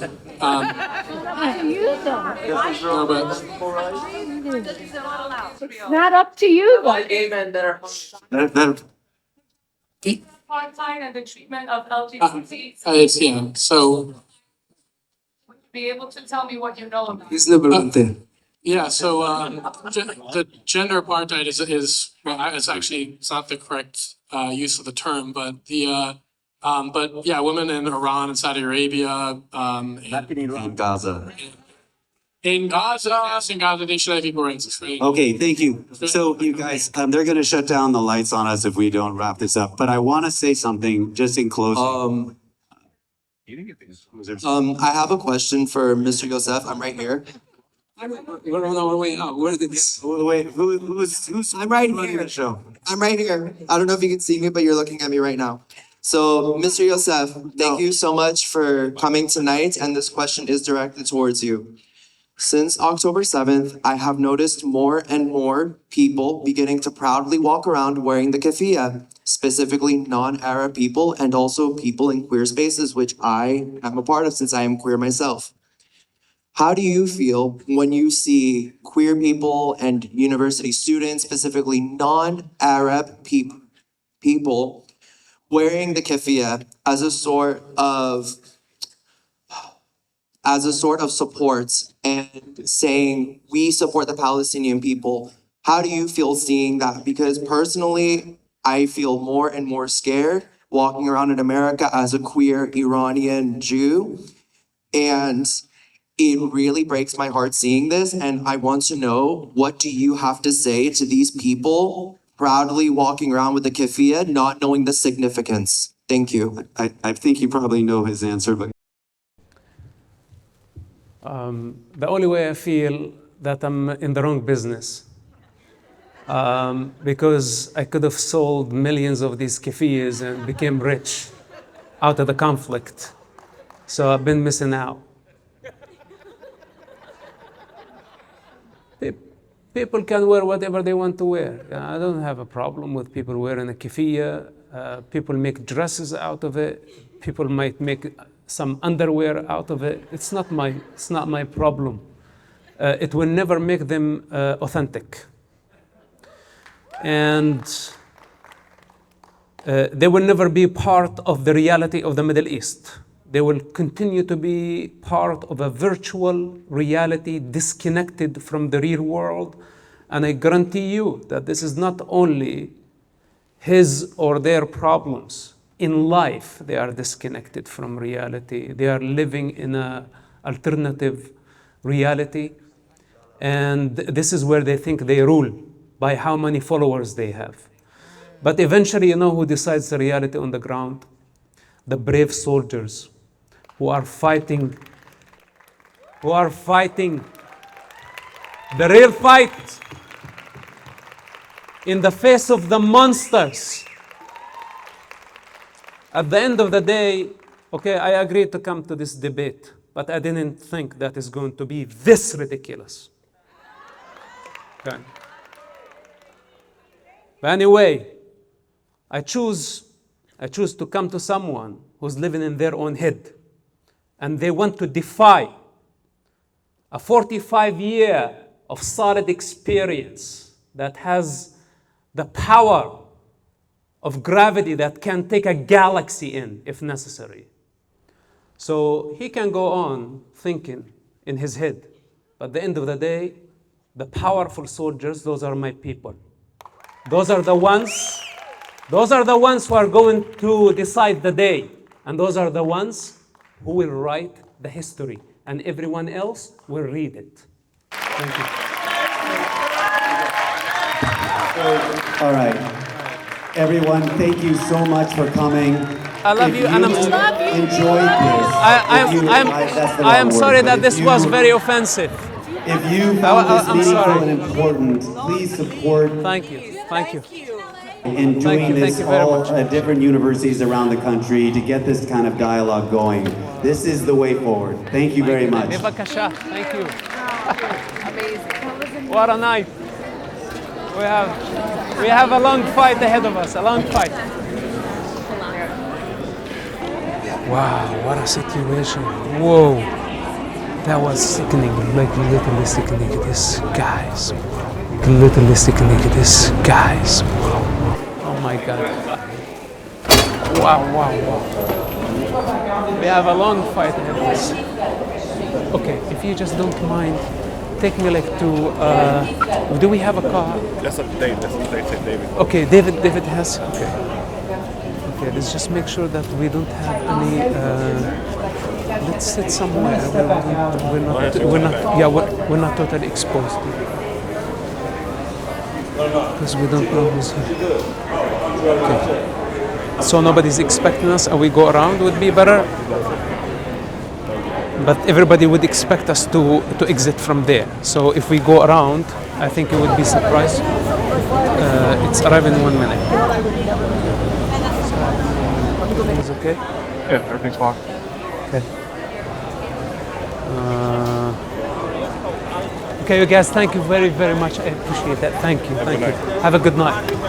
God bless you, brother. Thank you. Have a good night. Hi. Okay, can we please just go? Thanks. Have a bunch of crowd. If you don't mind, just drive in, please. Head to your drop